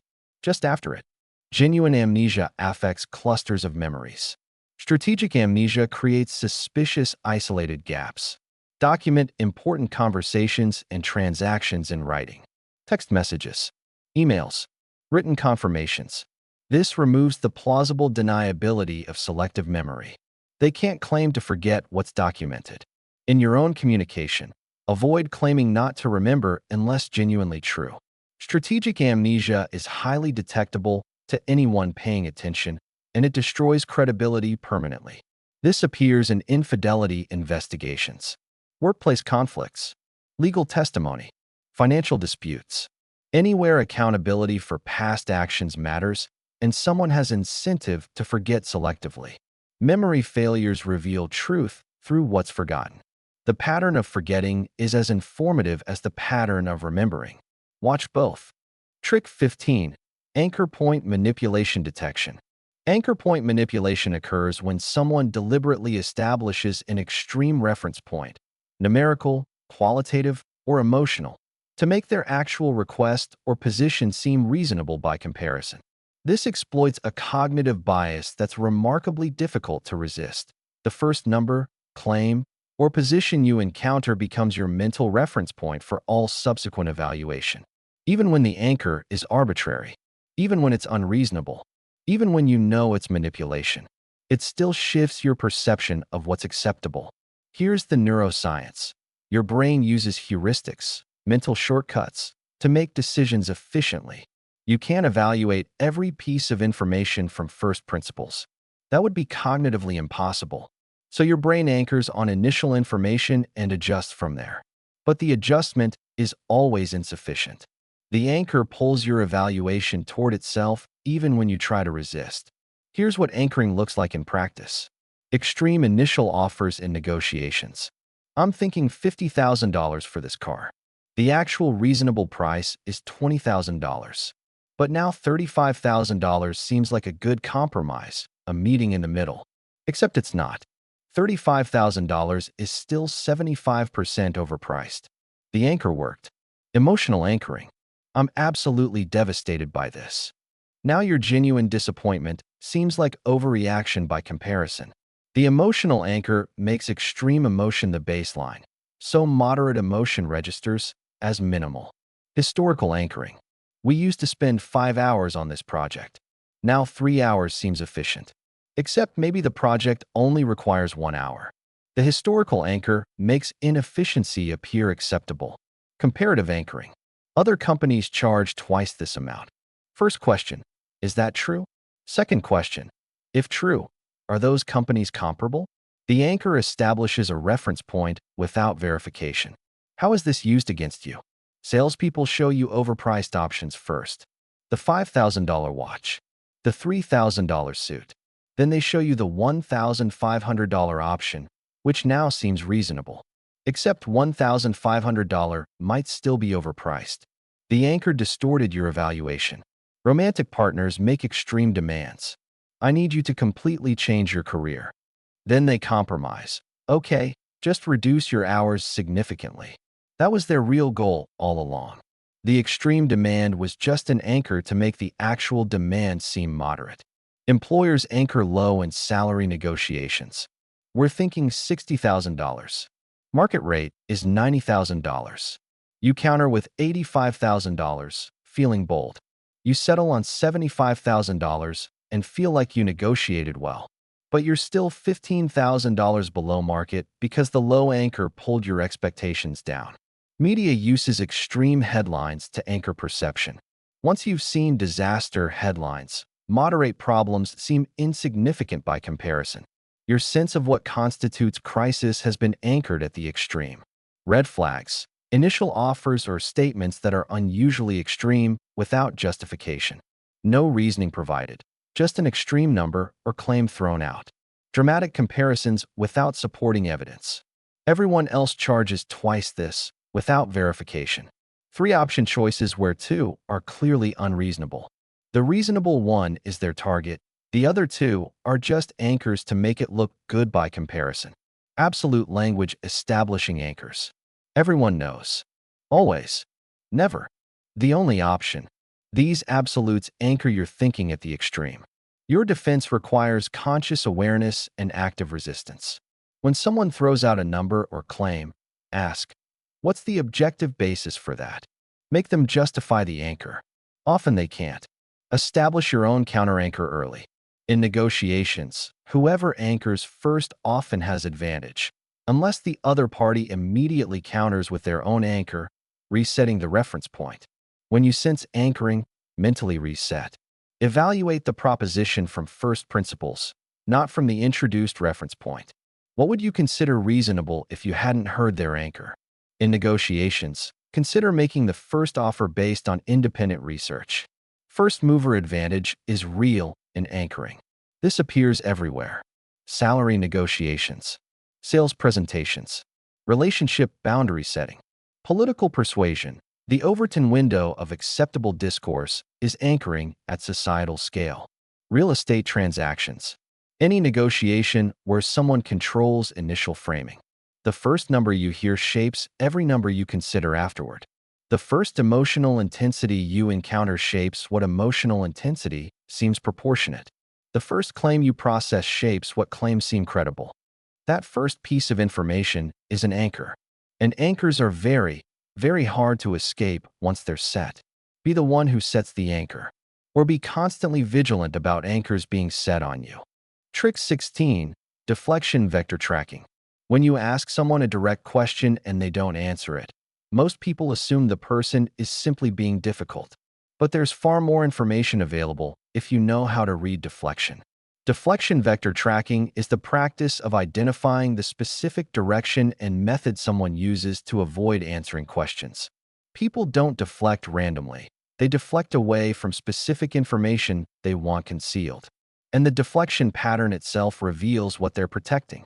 Here's the psychology. When asked uncomfortable questions, people experience approach avoidance conflict.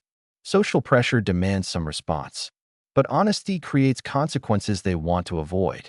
The brain resolves this by redirecting attention, but the direction of that redirection maps directly to the hidden information. Someone deflecting by attacking your credibility is protecting different information than someone deflecting by changing the subject entirely.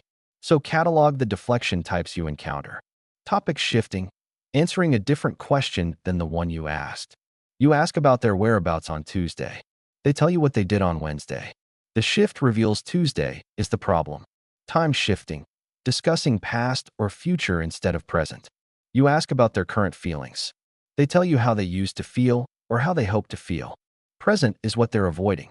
Responsibility shifting. What about when you did this? Your question about their behavior becomes a question about yours. The shift protects their accountability. Generalization. Answering with broad principles instead of specific facts. You ask if they did something specific. They respond with philosophical statements about human nature. The abstraction protects the concrete truth. Emotional flooding. Overwhelming emotional response that prevents follow-up. You ask a simple question. They break down, become angry, create dramatic reaction. The emotion blocks further inquiry. Counter-questioning. Answering your question with a question. Did you do this? Why would you even ask me that? Your question remains unanswered. Literalism. Answering hyperliterally to avoid the question's spirit. You ask if they're seeing someone. They say, I'm not seeing anyone right now. Technically true because the person is at work. The literal truth conceals the broader deception. How is this used against you? Politicians deflect by attacking the question's legitimacy rather than answering it. That's a gotcha question, or that's not the real issue. The deflection protects their policy failures while appearing to stand strong against unfair inquiry. Cheating partners deflect by accusing you of jealousy or insecurity when you ask direct questions. Why are you always so paranoid? Your legitimate question becomes evidence of your character flaw. The deflection protects their infidelity. Manipulators deflect to your past mistakes when confronted with their current behavior. Well, you did something similar last year. The deflection shifts focus from their present actions to your historical errors. Employers deflect salary questions to vague appeals, company policy, market conditions, budget constraints. The deflection protects the budget flexibility they don't want you to know exists. The red flags are patterns, not single instances. Consistent deflection when specific topics arise. Every time you ask about X, they deflect. That consistency reveals X is what they're protecting. Someone who answers every question except the one you actually asked. Multiple deflection types in rapid succession. You ask one question, they topic shift, then emotionally flood, then counter question. That rapid cycling indicates high-stakes protection. Emotional intensity disproportionate to the question's severity.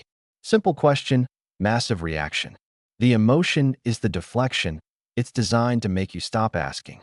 Someone who focuses on your question's phrasing rather than its substance. That's not how I'd put it, or I don't like that word.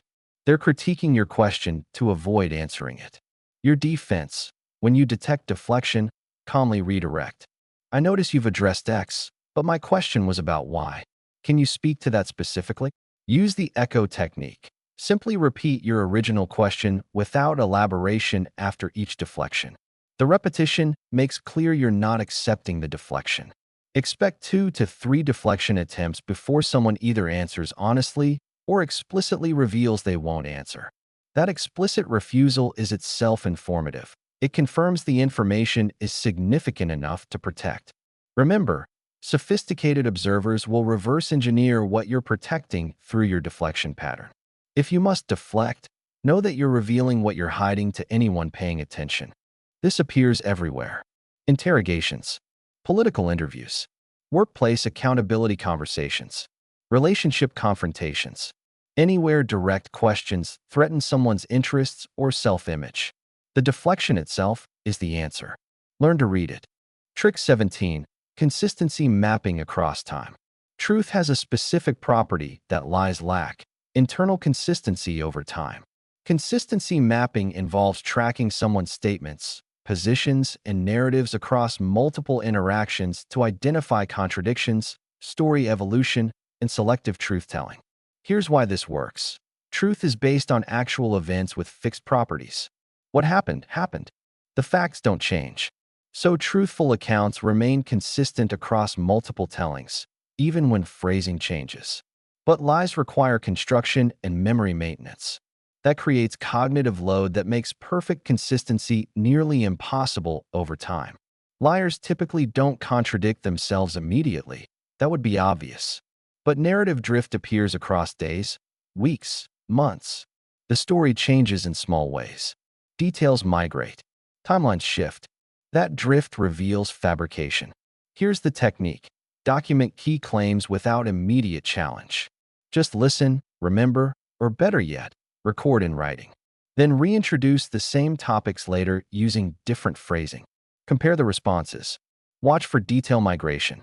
The story gains new details over time that weren't forgotten. They were invented. First telling, I went to dinner. Second telling, I went to dinner at that Italian place. Third telling, I went to dinner at that Italian place with the red awning. The details are being added because the story is being constructed, not recalled. Timeline shifts. The sequence of events changes between tellings. First version, A happened, then B, then C. Second version, B happened, then A, then C. Genuine memory might be imperfect about exact sequence, but major reordering suggests construction. Emotional valence changes. An initially neutral event becomes traumatic, or vice versa. The emotional significance shifts based on what serves the current narrative rather than what actually happened. Certainty fluctuation. I'm absolutely certain this happened becomes I think this happened, or the reverse. Genuine memory maintains relatively stable confidence levels. Cast changes. Who was present in the event shifts between tellings. People appear or disappear from the narrative. How is this used against you?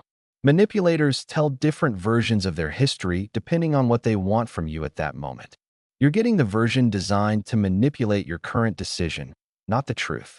Narcissists rewrite shared experiences to match their current emotional narrative. You remember the event one way. They insist it happened completely differently. That's not faulty memory. That's intentional revision.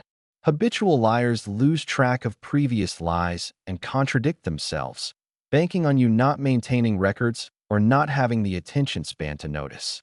Institutions contradict past positions while claiming they never held them, exploiting poor public memory and lack of documentation. Red flags, stories that become more elaborate over time. Initial simplicity suggests truth.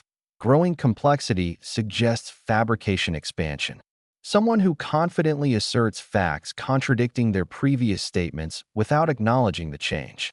Details that were previously central becoming peripheral or disappearing entirely. Defensive responses when you reference their past statements. I never said that, when you have documentation proving they did. Narratives that align suspiciously perfectly with current needs rather than maintaining consistency with past versions. Your defense. Keep private records of important conversations, especially regarding commitments, agreements, significant claims, text messages, emails, notes with dates. When someone contradicts themselves, Present the contradiction calmly, without accusation. On Tuesday you said X, but now you're saying Y. Can you help me understand the discrepancy? Don't gaslight yourself when your memory conflicts with someone's revision.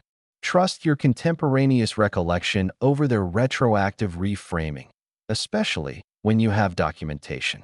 This appears in long-term relationship dynamics, where identifying gaslighting requires tracking consistency.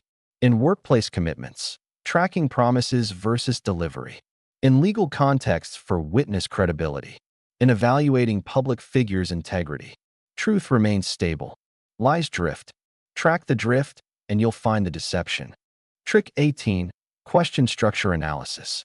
Most people focus entirely on answering questions.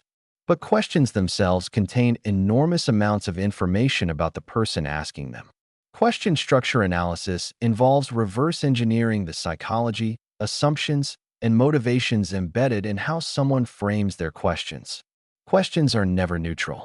They reveal the questioner's mental model, their suspicions, their knowledge gaps, their strategic intentions. By analyzing questions as data rather than just responding to them, you gain insight into the questioner's mind. Closed questions, did you do X? Reveal specific suspicions. They already have a hypothesis. They're testing it. Leading questions, don't you think X is wrong? Reveal the desired answer and attempt to constrain your response through social pressure. Compound questions, did you do X? And if so, why? Attempt multiple admissions in a single response. You're being asked to confirm both that you did it and provide justification. False choice questions. Was it Tuesday or Wednesday? Assume the event occurred. They're only asking for details. The major admission is embedded in the question structure. Tag questions. You didn't do that, did you? Reveal what answer they want to hear and pressure you toward it through implied expectation. How is this used against you? Interrogators use question progression strategically. Open questions first to establish baseline and gather information.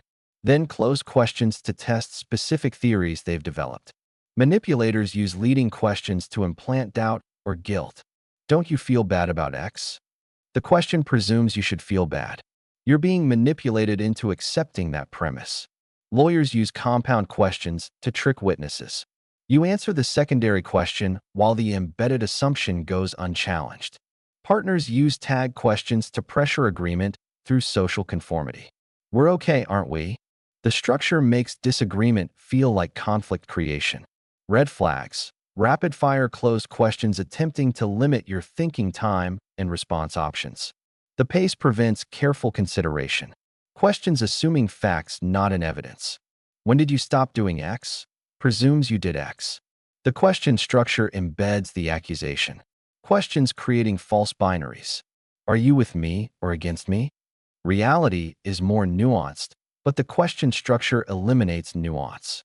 Questions pressuring emotional rather than factual responses. How could you do that?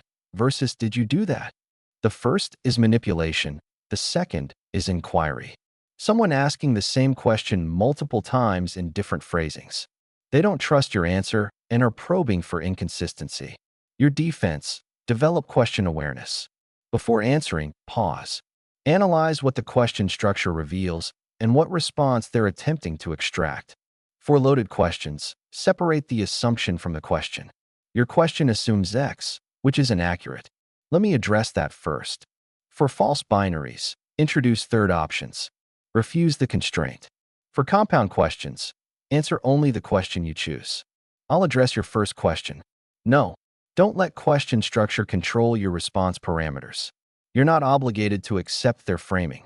This appears in interrogations, cross-examinations, manipulative conversations, job interviews where questions reveal company culture and red flags, negotiations where questions reveal the other party's priorities and concerns, relationship conflicts. Questions are tools, but they're also tells. Learn to read them. Trick 19. Emotional granularity assessment. Emotion is one of the easiest things to fake superficially, and one of the hardest things to fake with depth. Emotional granularity refers to someone's ability to differentiate and articulate specific emotional states with precision. High granularity, distinguishing between frustrated, disappointed, irritated, and resentful. These are related but distinct emotional experiences. Low granularity, bad, upset, fine.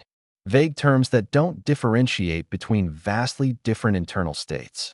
This distinction reveals emotional intelligence, authenticity, and potential manipulation. Here's the neuroscience. Genuine emotional experiences activate the insula and anterior cingulate cortex, creating rich internal data. That richness produces nuanced descriptions. People experiencing authentic emotion can describe layers and contradictions simultaneously. I feel relieved, but also guilty about feeling relieved. Fabricated emotion lacks this neural richness. It's conceptual rather than experiential. It produces generic descriptions matching social scripts rather than actual internal states. High granularity indicators. Precise emotion words beyond the basic set. Contradictory emotions held simultaneously. Bittersweet, anxiously excited. Physiological descriptions. My chest feels tight, but my mind is racing. Contextual nuance. I feel sad about X, but angry about Y within the same situation. Low granularity. Vague terms without specificity. Lack of complexity or contradiction.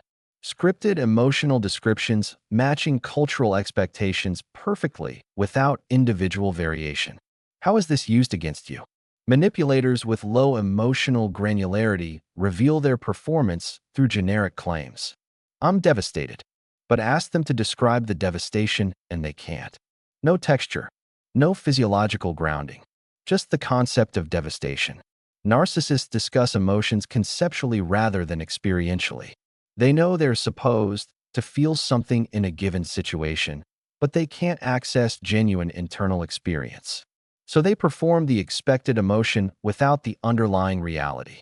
Conversely, skilled emotional manipulators study emotional vocabulary to fake granularity. But their descriptions still lack physiological grounding and spontaneous contradictions that characterize real feeling. Red flags. Someone who only uses primary emotion words, happy, sad, angry, scared, despite discussing complex situations requiring more nuanced emotional responses.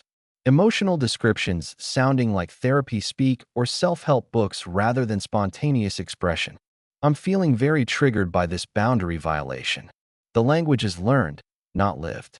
Perfect emotional clarity without ambivalence or confusion. Real emotions are messy. They contradict themselves.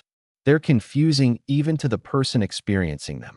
Someone who can't describe how an emotion feels in their body. Genuine emotion has somatic markers. Ask, what does that feel like? And watch whether they can locate it physically. Emotional claims matching social expectations perfectly without individual variation. Everyone grieves differently, loves differently, fears differently. Perfect script matching suggests performance. Your defense. Develop your own emotional granularity through regular self-reflection and precise language. This increases your emotional intelligence and makes fabricated emotions in others easier to detect. When someone's emotional claims feel off, ask about physical sensations and contradictory feelings. What does that feel like in your body? Are there any conflicting feelings mixed in? Inability to answer these questions reveals performance rather than genuine emotion. This appears in relationship authenticity assessment, therapeutic contexts distinguishing real emotion from intellectualized emotion, manipulation detection, hiring decisions evaluating emotional intelligence, conflict resolution distinguishing genuine hurt from strategic victimhood. Authentic emotion has texture, complexity, contradiction, physical presence. Performance lacks all of these. Learn to tell the difference. Trick 20. Pre-Suasion and Priming Detection. We end this section with one of the most invisible and powerful manipulation tactics, Pre-Suasion. Pre-Suasion is the practice of strategically manipulating someone's mental state, focus, or environmental context immediately before making a request or presenting information. You increase compliance without the person realizing their decision-making has been compromised. Priming activates specific concepts that unconsciously influence subsequent thoughts and behaviors. Here's the mechanism. The brain operates through associative networks. Activating one concept automatically activates related concepts. Research shows people primed with words related to elderly people subsequently walk slower. People asked to imagine themselves as adventurous become more likely to take risks. The conscious mind doesn't recognize these influences. That's what makes Pre-Suasion so effective and so dangerous. Watch for seemingly casual conversation or environmental elements immediately before requests. Contextual priming. Charity donations solicited outside flower shops receive higher contributions. Flowers prime compassion and giving. The environment shapes decision-making invisibly. Linguistic priming. Asking how adventurous are you before pitching a risky investment. The question activates your adventurous self-concept, making risk-taking more likely. Attention focusing. Directing your attention to specific product features before revealing price. Where your attention goes shapes your valuation. Identity priming. Asking you to describe yourself as a helpful person before requesting a favor. Once you've claimed that identity, refusing violates consistency. Emotional state manipulation. Telling a sad story before asking for a concession. The emotional state you're in when you decide affects what you decide. How is this used against you? Salespeople ask about your dreams and aspirations before pitching expensive products. They're priming acquisition mindset, making you more likely to buy. Manipulators compliment your generosity immediately before asking for money. Websites show trusted by millions claims before the sign-up form. Social proof priming reduces your skepticism. Romantic partners discuss commitment and future immediately before revealing problematic behavior. Commitment priming increases your tolerance. Negotiators discuss fairness and collaboration before making unfair offers. The fairness prime creates pressure to accept unfair terms to maintain consistency with the collaborative frame. Red flags. Conversations that seem tangential but consistently focus on specific qualities or values immediately before requests arrive. Questions designed to make you publicly commit to identity traits. You're a reasonable person, right? Now refusing seems unreasonable. Environmental staging. Meeting locations chosen for psychological effect. Luxury restaurants for expensive pitches. Intimate settings for personal requests. Temporal clustering. Multiple primes delivered in rapid succession before the actual ask. Someone unusually interested in your self-concept immediately before making requests. Your defense. Recognize the separation between questions, conversation, environment, and subsequent requests. Refuse to let earlier discussion create artificial obligation. When you notice priming attempts, consciously redirect your mental state before deciding. Before I respond, I need time to think about this independently. Create temporal distance between prime and decision. I'll consider this tomorrow. Physical and temporal distance breaks the associative link. Develop awareness of surroundings and conversation flow. Sophisticated Pre-Suasion feels natural. That naturalness is precisely what makes it dangerous. This appears everywhere. Sales environments where everything from music to scent to initial conversation is designed Pre-Suasion. Political campaigns priming identity before policy proposals. Relationship manipulation priming guilt or obligation. Marketing through seemingly unrelated content. Negotiations with environmental and conversational priming before offers. Your mental state when you encounter a request determines how you respond to it. Manipulators know this. They shape your mental state before presenting their agenda. Once you see Pre-Suasion, you can't unsee it. And once you see it, you can defend against it. Stay aware of what's being activated in your mind before decisions arrive. Trick 21. The Reciprocity Trap. Someone does you a favor you didn't ask for. Small thing. Helpful gesture. You feel grateful, maybe even indebted. Later, sometimes much later, they make a request. A big request. And when you hesitate, they remind you. After everything I've done for you. This is the reciprocity trap. The trap isn't the initial favor. The trap is the disproportionate return the manipulator expects and the guilt they weaponize when you resist. Here's the psychology. Reciprocity is a fundamental social norm that enabled human cooperation and civilization. When someone does something for you, your brain's anterior cingulate cortex activates, creating psychological tension. That tension only resolves through reciprocation. This instinct is so deep that it operates even when the favor was unsolicited, unwanted, or manipulative. Manipulators exploit this by giving small, unsolicited favors and expecting large returns. The discomfort of unresolved reciprocity pressure makes people comply with requests they'd otherwise refuse immediately. Watch for unsolicited favors from people who later need something. The favor wasn't kindness, it was investment. They were purchasing future compliance. Strategic generosity timed immediately before requests. They help you Monday. They ask for something significant Tuesday. The timing isn't coincidence. Disproportionate reciprocity expectations. I gave you a ride once, so you should let me borrow your car for a week. The return demanded vastly exceeds the initial favor. Guilt deployment when you don't reciprocate as expected. After everything I've done for you, this is how you repay me? The guilt is the weapon. Debt tracking where the person maintains precise memory of all their contributions while minimizing or forgetting yours. The ledger is one-sided by design. How is this used against you? Manipulative colleagues complete small tasks for you without being asked, then pressure you to support their questionable projects or cover for their mistakes.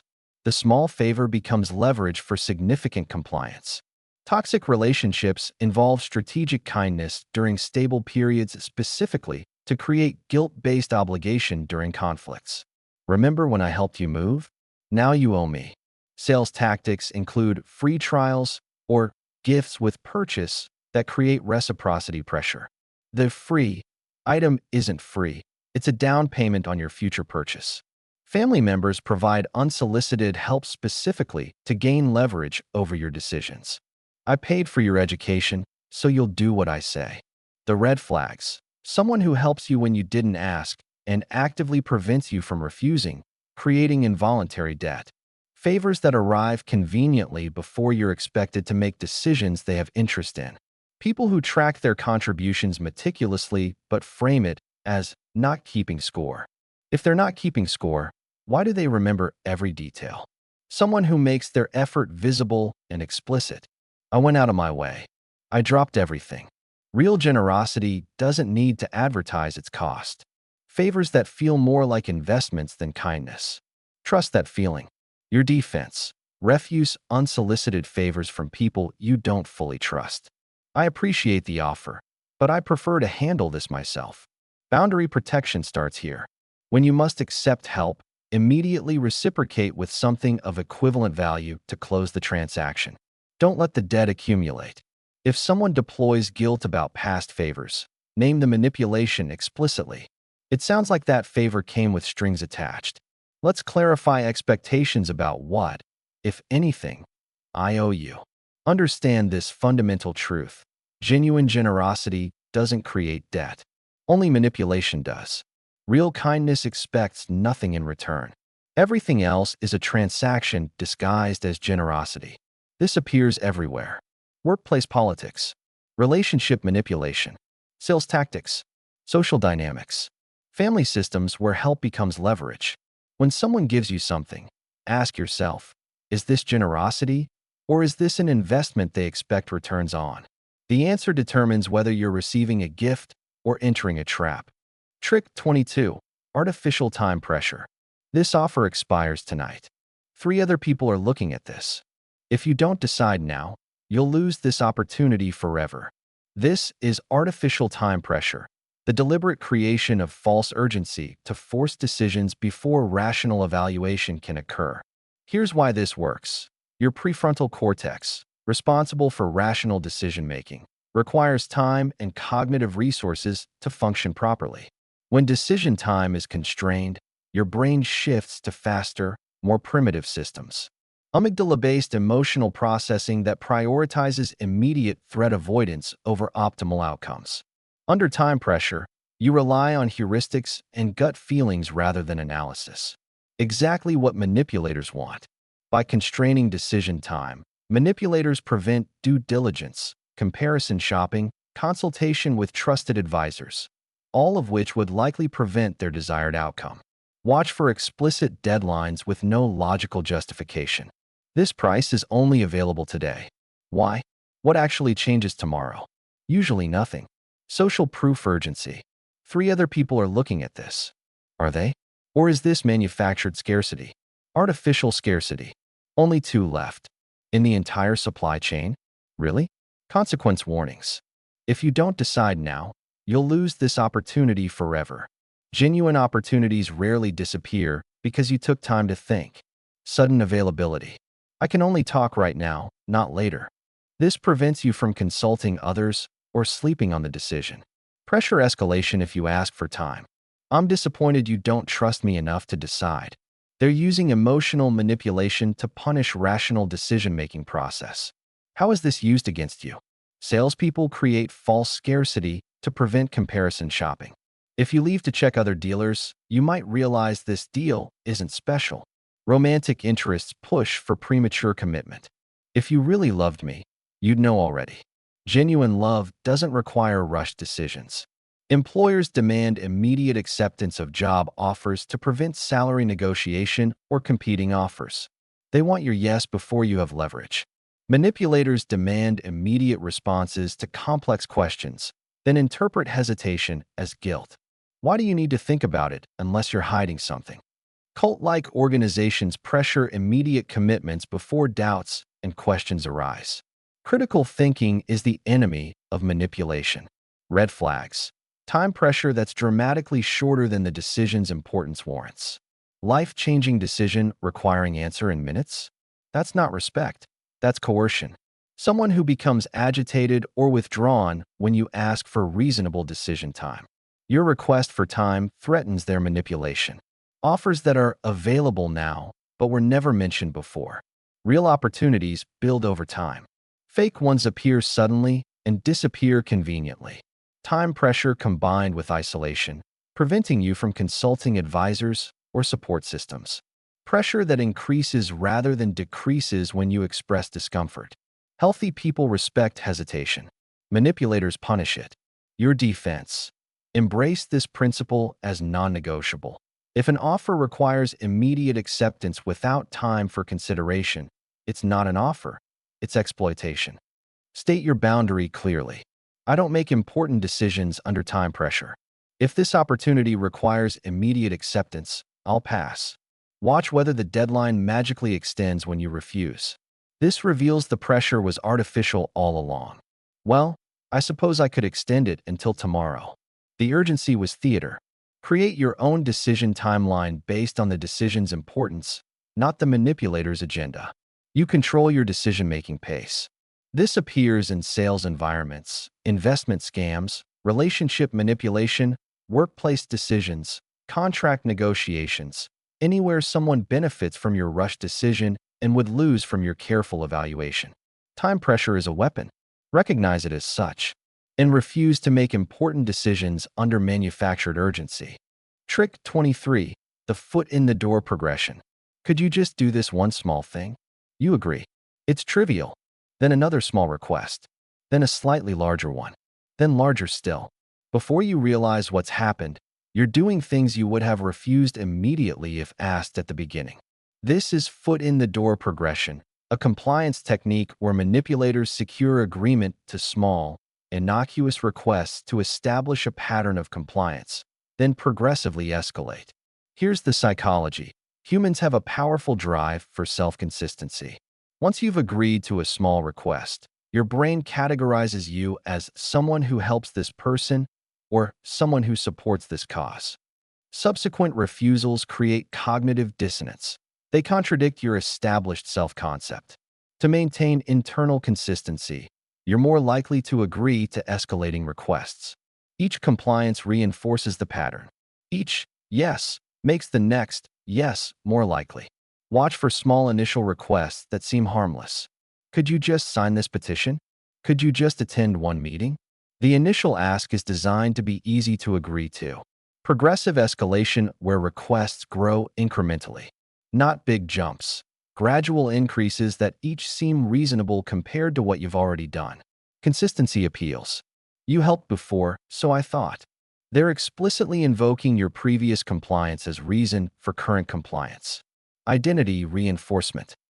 You're such a helpful person. They're strengthening the self-concept that makes refusal difficult. Strategic timing, where new requests arrive shortly after you've complied with previous ones. They strike while the compliance pattern is fresh. Boundary testing through progressive limit pushing.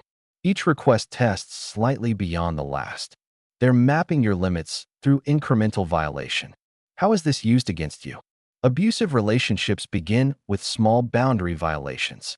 Checking your phone playfully, then demanding passwords, then isolating you from friends. Each step would be alarming if it was first.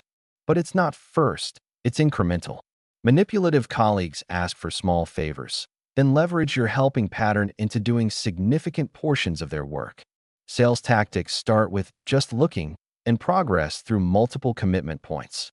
Just tell me what you're interested in. Just take a test drive. Just see what financing looks like. Each yes makes the final purchase more likely. Cults begin with attendance at a single meeting, then progressively increase demands on your time, money, and autonomy. Scammers secure small initial investments before requesting substantial sums. Just $100 to see how it works. Then $500. Then $5,000. Red flags. Someone whose requests consistently grow larger over time. The pattern reveals strategy.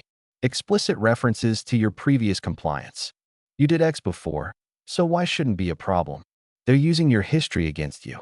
Requests that arrive in clustered timing rather than spread out. Escalation requires momentum. Someone who frames refusal as inconsistency or betrayal. I thought you were the kind of person who. They're weaponizing consistency drive. Pattern where saying yes leads to more requests while saying no leads to withdrawal. Your compliance is their interest in you. Your defense. Evaluate each request independently, not as part of a compliance pattern. My previous help doesn't create obligation for future requests. Recognize that consistency is not a virtue when it requires violating your boundaries or interests. Foolish consistency is not integrity. Set clear limits early. I'm happy to help with X, but I won't be able to help with Y. Define boundaries before escalation begins. When you notice escalation, name it directly. I've noticed your requests are growing larger. Let's reset expectations about what I'm willing to do. This appears in workplace exploitation, relationship boundary erosion, sales tactics, cult recruitment, financial scams. Anywhere compliance patterns are systematically leveraged. 1. Yes shouldn't determine all future responses. Each request deserves independent evaluation. Break the pattern before the pattern breaks you. Trick 24. Strategic emotional displays. Someone erupts in anger exactly when it would most benefit them.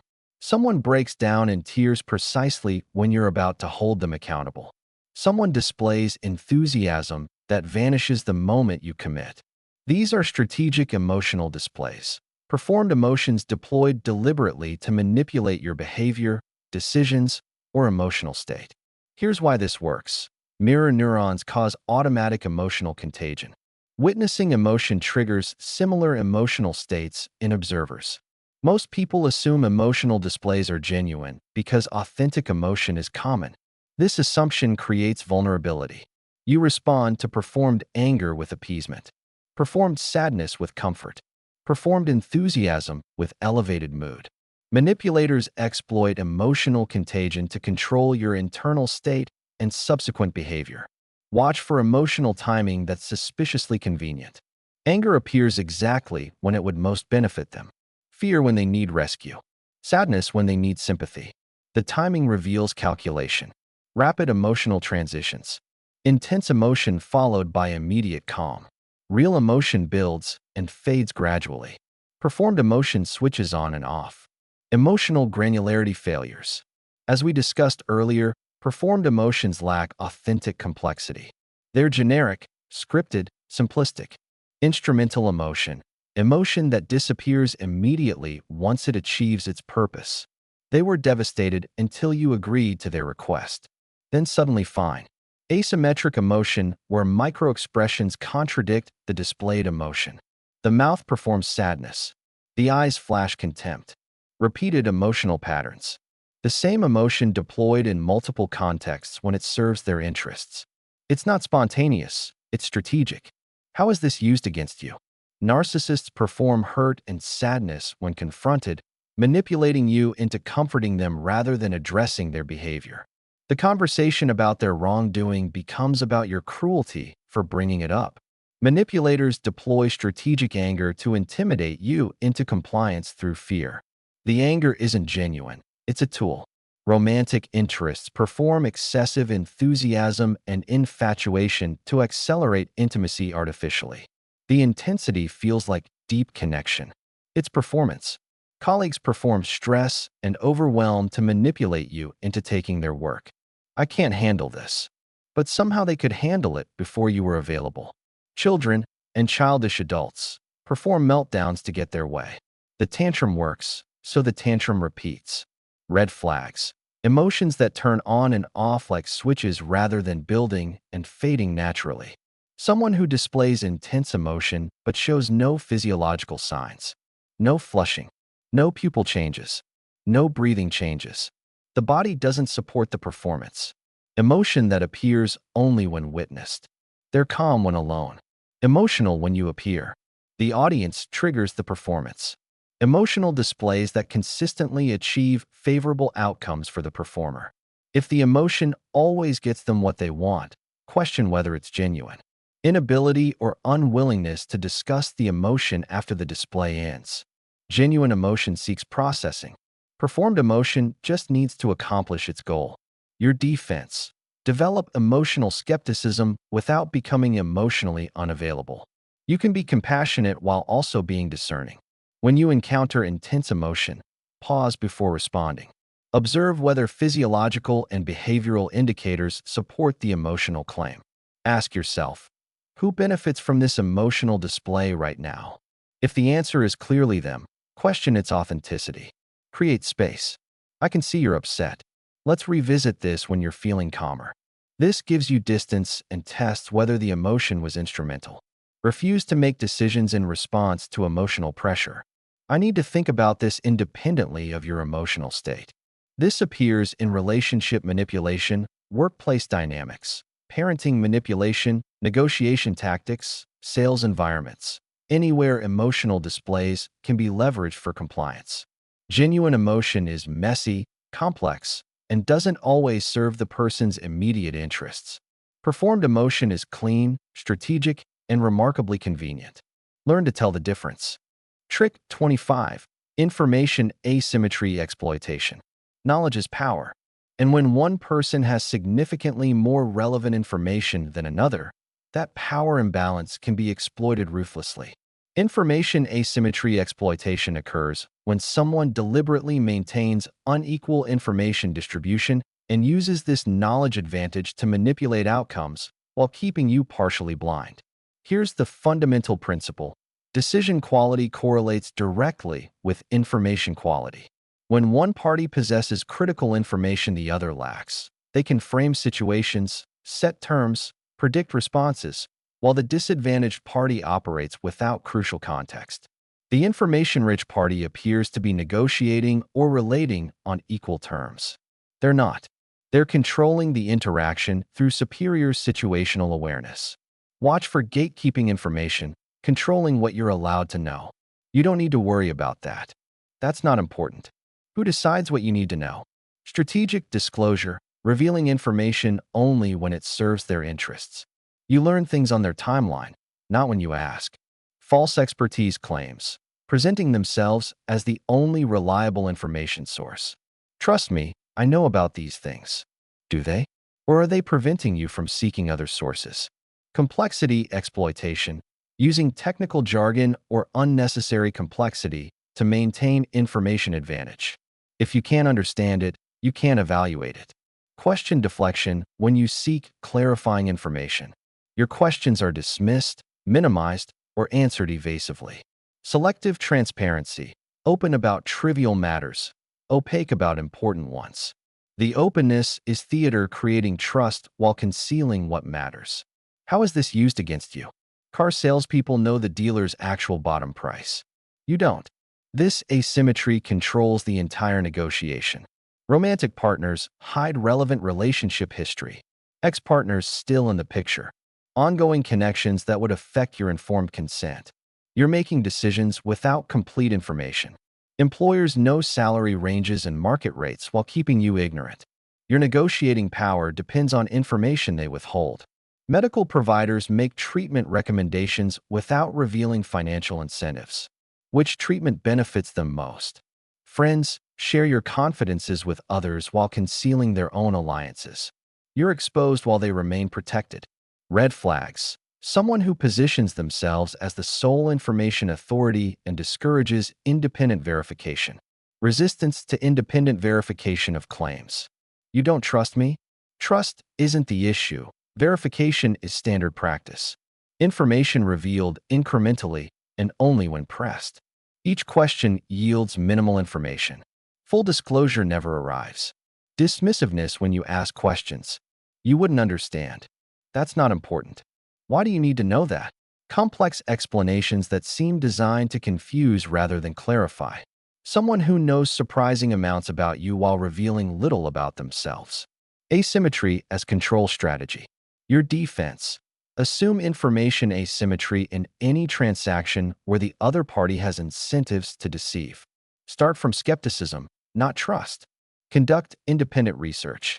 Never rely solely on the interested party's information. Verify claims through external sources. Ask direct questions and evaluate resistance level. What am I not aware of that would change my decision? Their response reveals a lot. Create consequences for discovered deception. If I later discover you withheld relevant information, our relationship ends immediately. Make information honesty non-negotiable.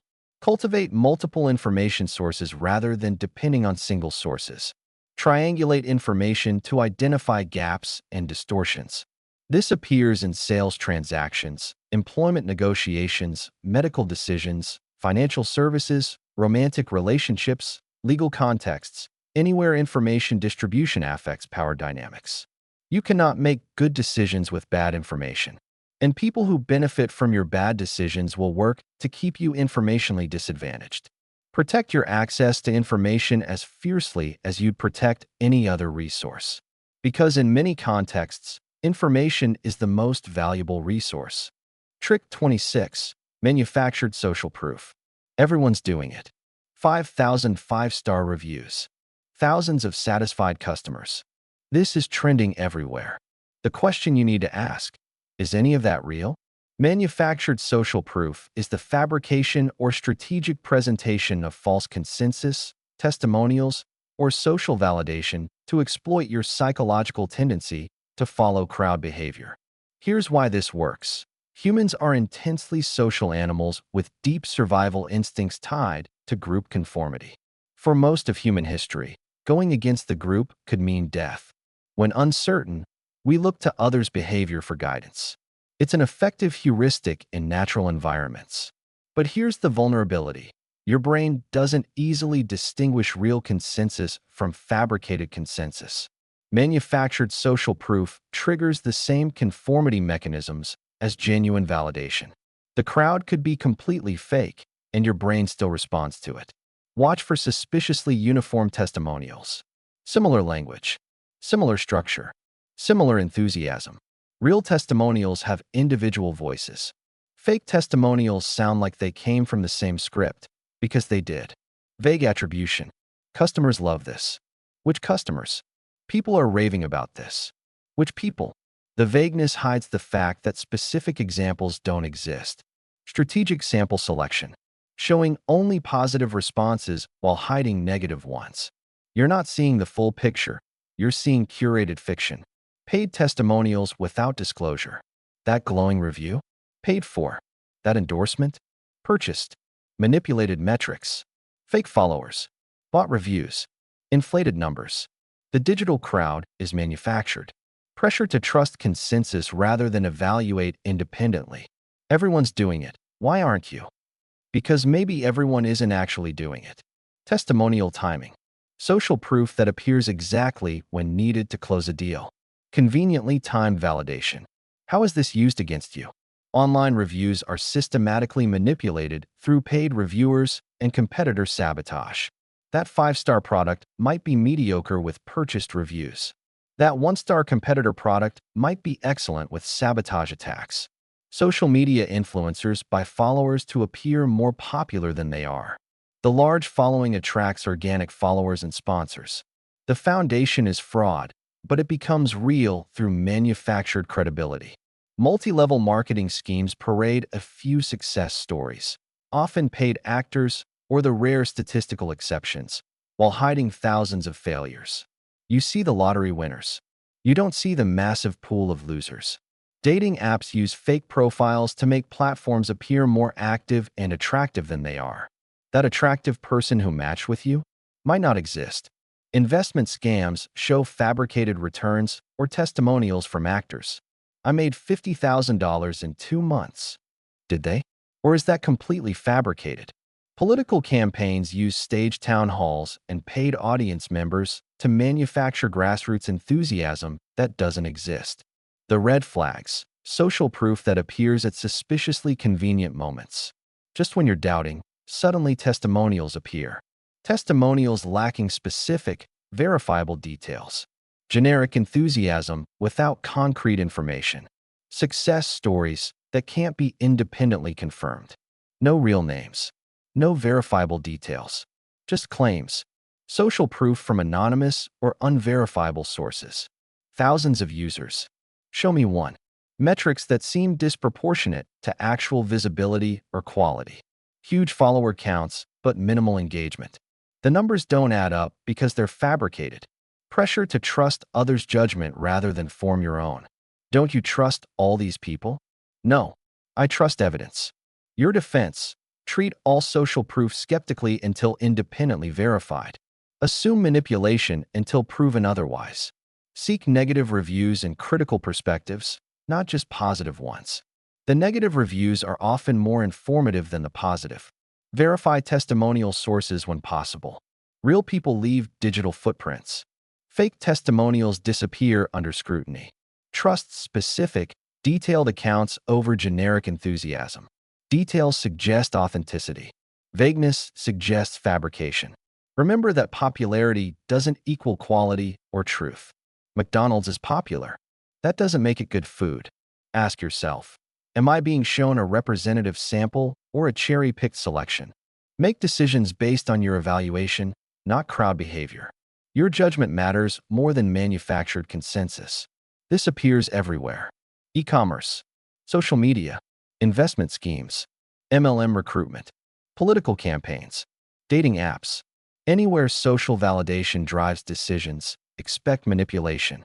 The crowd might be completely fake, but your response to it is real. And that response is what they're purchasing with their manufactured proof. Don't let fake crowds make real decisions for you. Trick 27. The sunk cost manipulation. But you've already invested so much. Don't throw away what we've built. After all this time, we're so close, just invest a bit more. This is sunk cost manipulation, exploiting your previous investments to pressure continued investment in situations you'd abandon if starting fresh. Here's the psychology. The sunk cost fallacy is a cognitive bias where past investments irrationally influence future decisions. Your brain experiences loss aversion. Losses hurt approximately twice as much as equivalent gains feel good. Walking away from investment feels like accepting loss. Continuing feels like protecting investment. Manipulators leverage this by emphasizing sunk costs whenever you consider quitting. Watch for investment reminders. After all this time, after all this money, after all this effort, they're making you conscious of what you've already put in. Loss framing. Don't throw away what we've built. The framing positions quitting as destroying value rather than stopping additional waste. Escalating commitment. Each additional investment makes walking away harder. The trap deepens with each step. Progress illusions. We're so close to breakthrough. Are you? Or is the breakthrough always just one more investment away? Loyalty appeals based on history rather than current value. You've been with us for years. Yes, and what has that loyalty earned? Past investment tallying, making you explicitly aware of accumulated investment. The larger the number, the harder to walk away. Framing exit as failure rather than rational reassessment. Quitting is failure.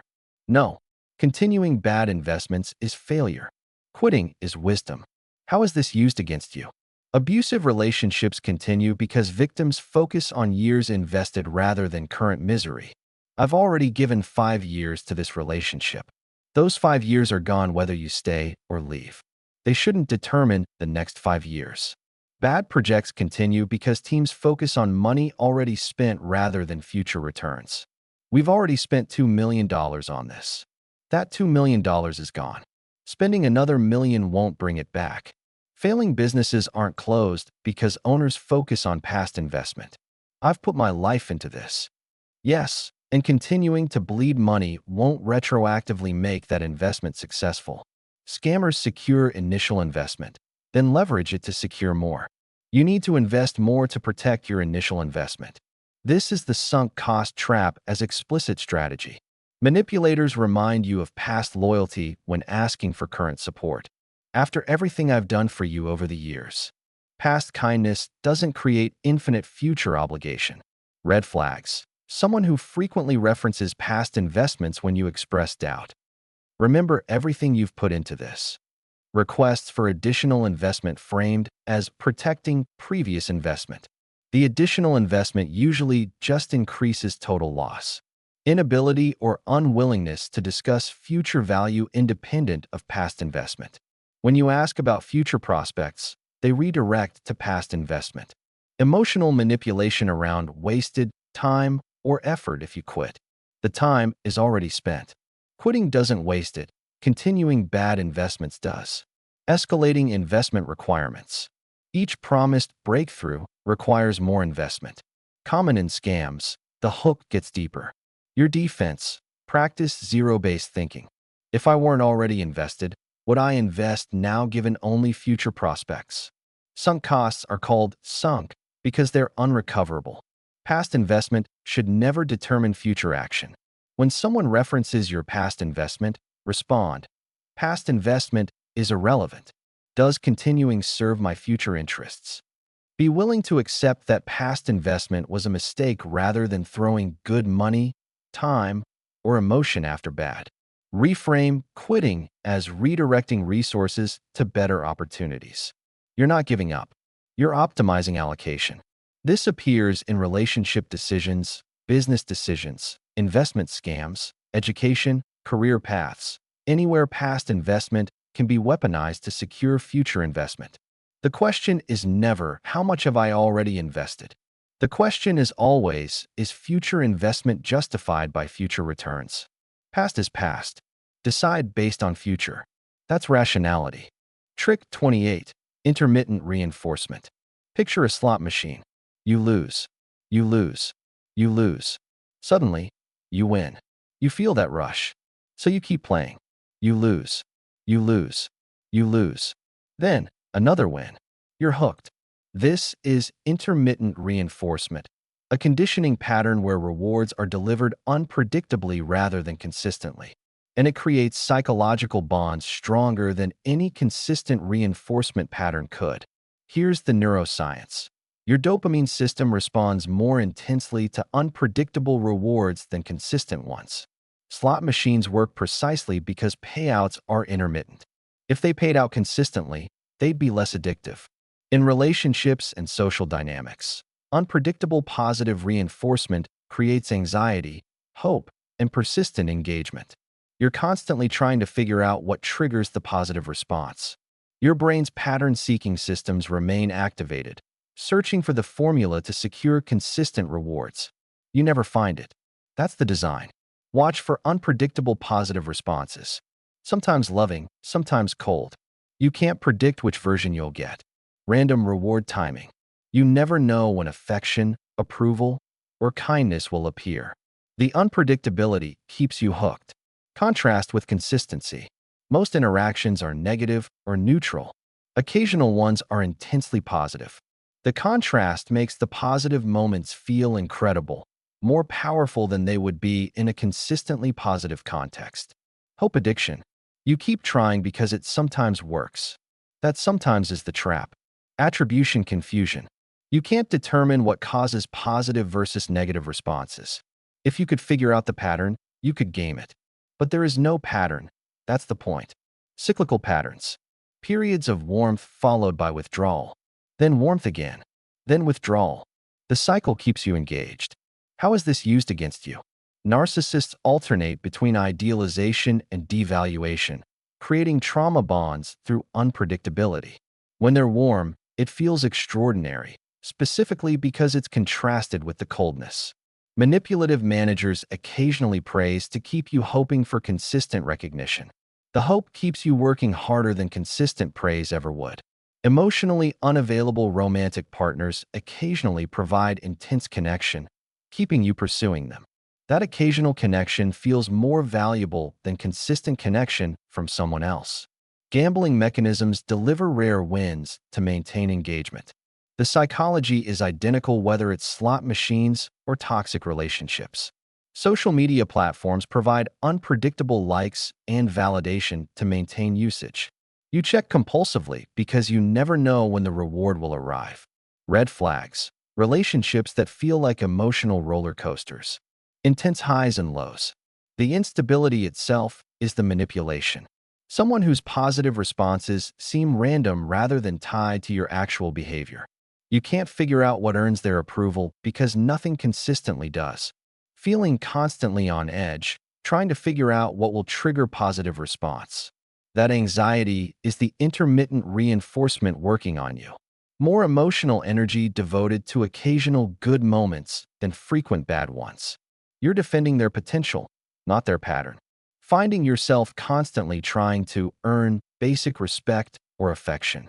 In healthy relationships, basic respect is baseline, not occasional reward. Your defense. Recognize that intermittent reinforcement is a manipulation pattern, not relationship dysfunction you can fix. This isn't a puzzle to solve. It's a trap to exit. Ask yourself, if this person's typical behavior became permanent, would I stay? Their typical behavior is who they are. The occasional warmth is the manipulation.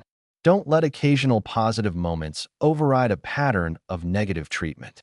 Pattern is truth. Exceptions are theater. Demand consistency. Healthy relationships provide reliable, predictable positive regard, not random bursts between withdrawal. If you find yourself constantly working for basic kindness or respect, you're being conditioned. Recognize it and exit. This appears in narcissistic relationships, gambling, social media, workplace dynamics, parent-child relationships with conditional love. Anywhere unpredictable rewards create compulsive patterns. You're not playing an emotional slot machine, hoping for the jackpot.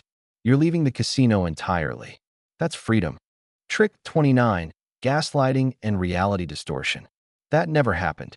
You're remembering it wrong. You're too sensitive. You're crazy. I never said that. But you know what you saw, what you heard, what happened, don't you? This is gaslighting, systematic manipulation where someone causes you to question your memory, perception, and sanity by persistently denying your reality. Here's why this works. Human memory is reconstructive and partly social. We rely on external validation to confirm our perceptions. When someone consistently and confidently contradicts your recollection, especially someone close or in authority, it creates profound cognitive dissonance. You have two options: conclude they're systematically lying, or conclude your memory is unreliable. Many people choose the second option because it's psychologically less threatening in the short term, but it's devastating in the long term. Watch for denial of documented events. That never happened when you have evidence it did. Trivializing your feelings. You're too sensitive. You're overreacting. Your feelings are invalid because they say so. Rewriting history. Past events change to match their current narrative. What happened last week is now remembered completely differently. Projection. Accusing you of behaviors they're actually engaging in. The cheater accuses you of cheating. The liar calls you dishonest. Confusing tactics. They contradict themselves, then deny the contradiction. Your certainty erodes under constant contradiction. Isolation. Separating you from people who'd validate your reality. Because if others confirm your memory, the gaslighting fails. Confidence disparity. They assert their version with absolute certainty while you become increasingly uncertain. The confidence imbalance makes you doubt yourself. How is this used against you? Abusive partners deny affairs you've witnessed or found evidence of. The affair is obvious. They insist it doesn't exist. Eventually, you question your own perception. Manipulative colleagues claim they never received emails or had conversations you clearly remember. I never got that email. But you have the sent confirmation. Toxic parents rewrite childhood events, denying abuse or inverting victim-perpetrator roles. That never happened. You're remembering wrong. You were the difficult one.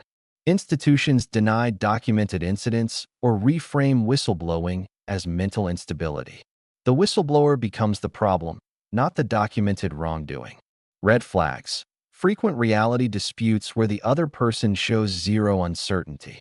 Genuine memory conflicts involve mutual uncertainty. Gaslighters are absolutely certain their false version is true.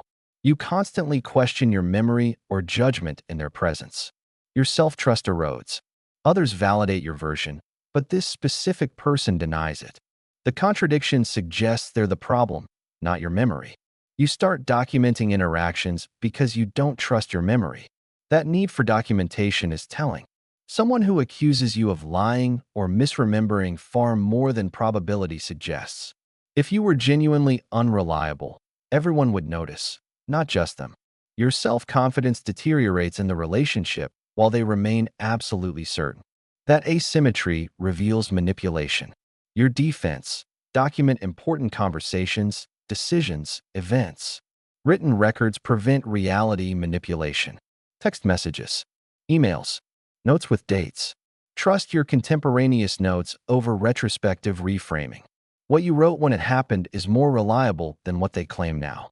Maintain relationships with people who validate your reality. Gaslighters isolate because isolation enables their manipulation.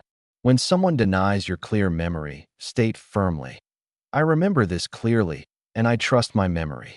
If they continue denying, recognize it as manipulation, not your cognitive failure. Exit relationships with persistent gaslighters. The psychological damage compounds over time. Get out.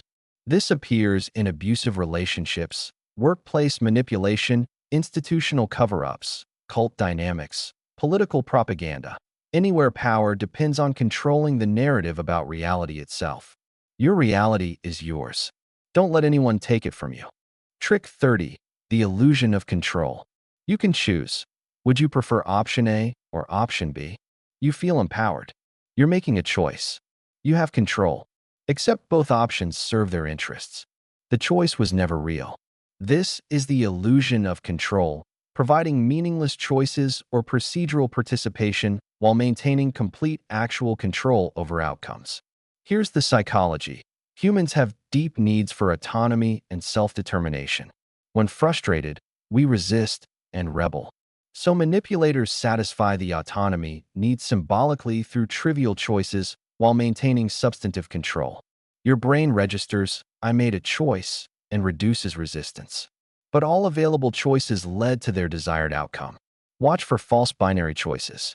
Would you prefer to do X on Tuesday or Wednesday? But doing X itself isn't actually required. The binary hides the real option, not doing X at all. Predetermined outcomes with choice theater. Your input is considered. It's never actually influential. The decision was already made. Menu limitation. All available options serve their interests. Options you'd actually want aren't offered. Process participation without power. You're involved in discussions. You lack actual decision authority. Participation without power is theater. Choice framing that makes their preferred option appear to be your autonomous selection. You chose it. They engineered the choice architecture. How is this used against you? Sales tactics offer multiple packages when all are overpriced. You feel smart choosing the best value. All values were bad. You just chose the least bad among manipulated options. Manipulative partners let you decide minor details while controlling all significant aspects. You choose the restaurant.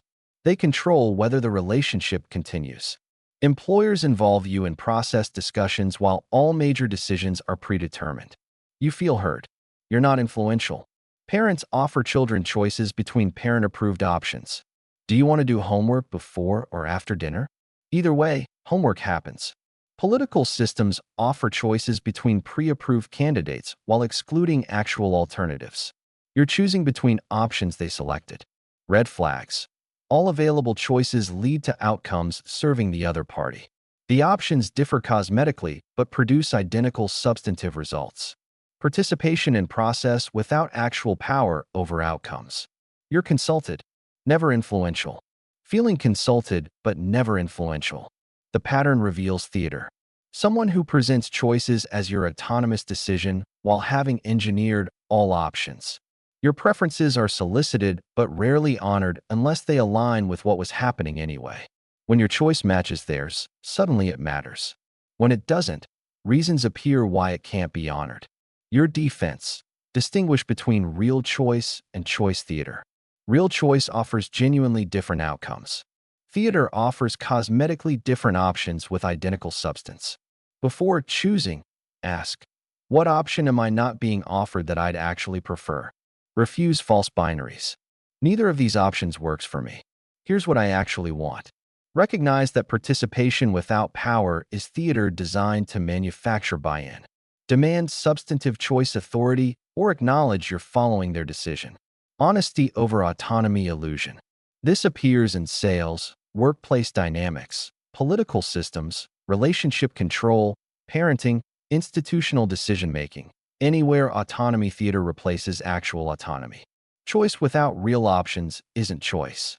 It's manipulation wearing choice's mask. See through the mask. This is where our journey ends. Consider subscribing if you found this an interesting watch. Sleep well and good night.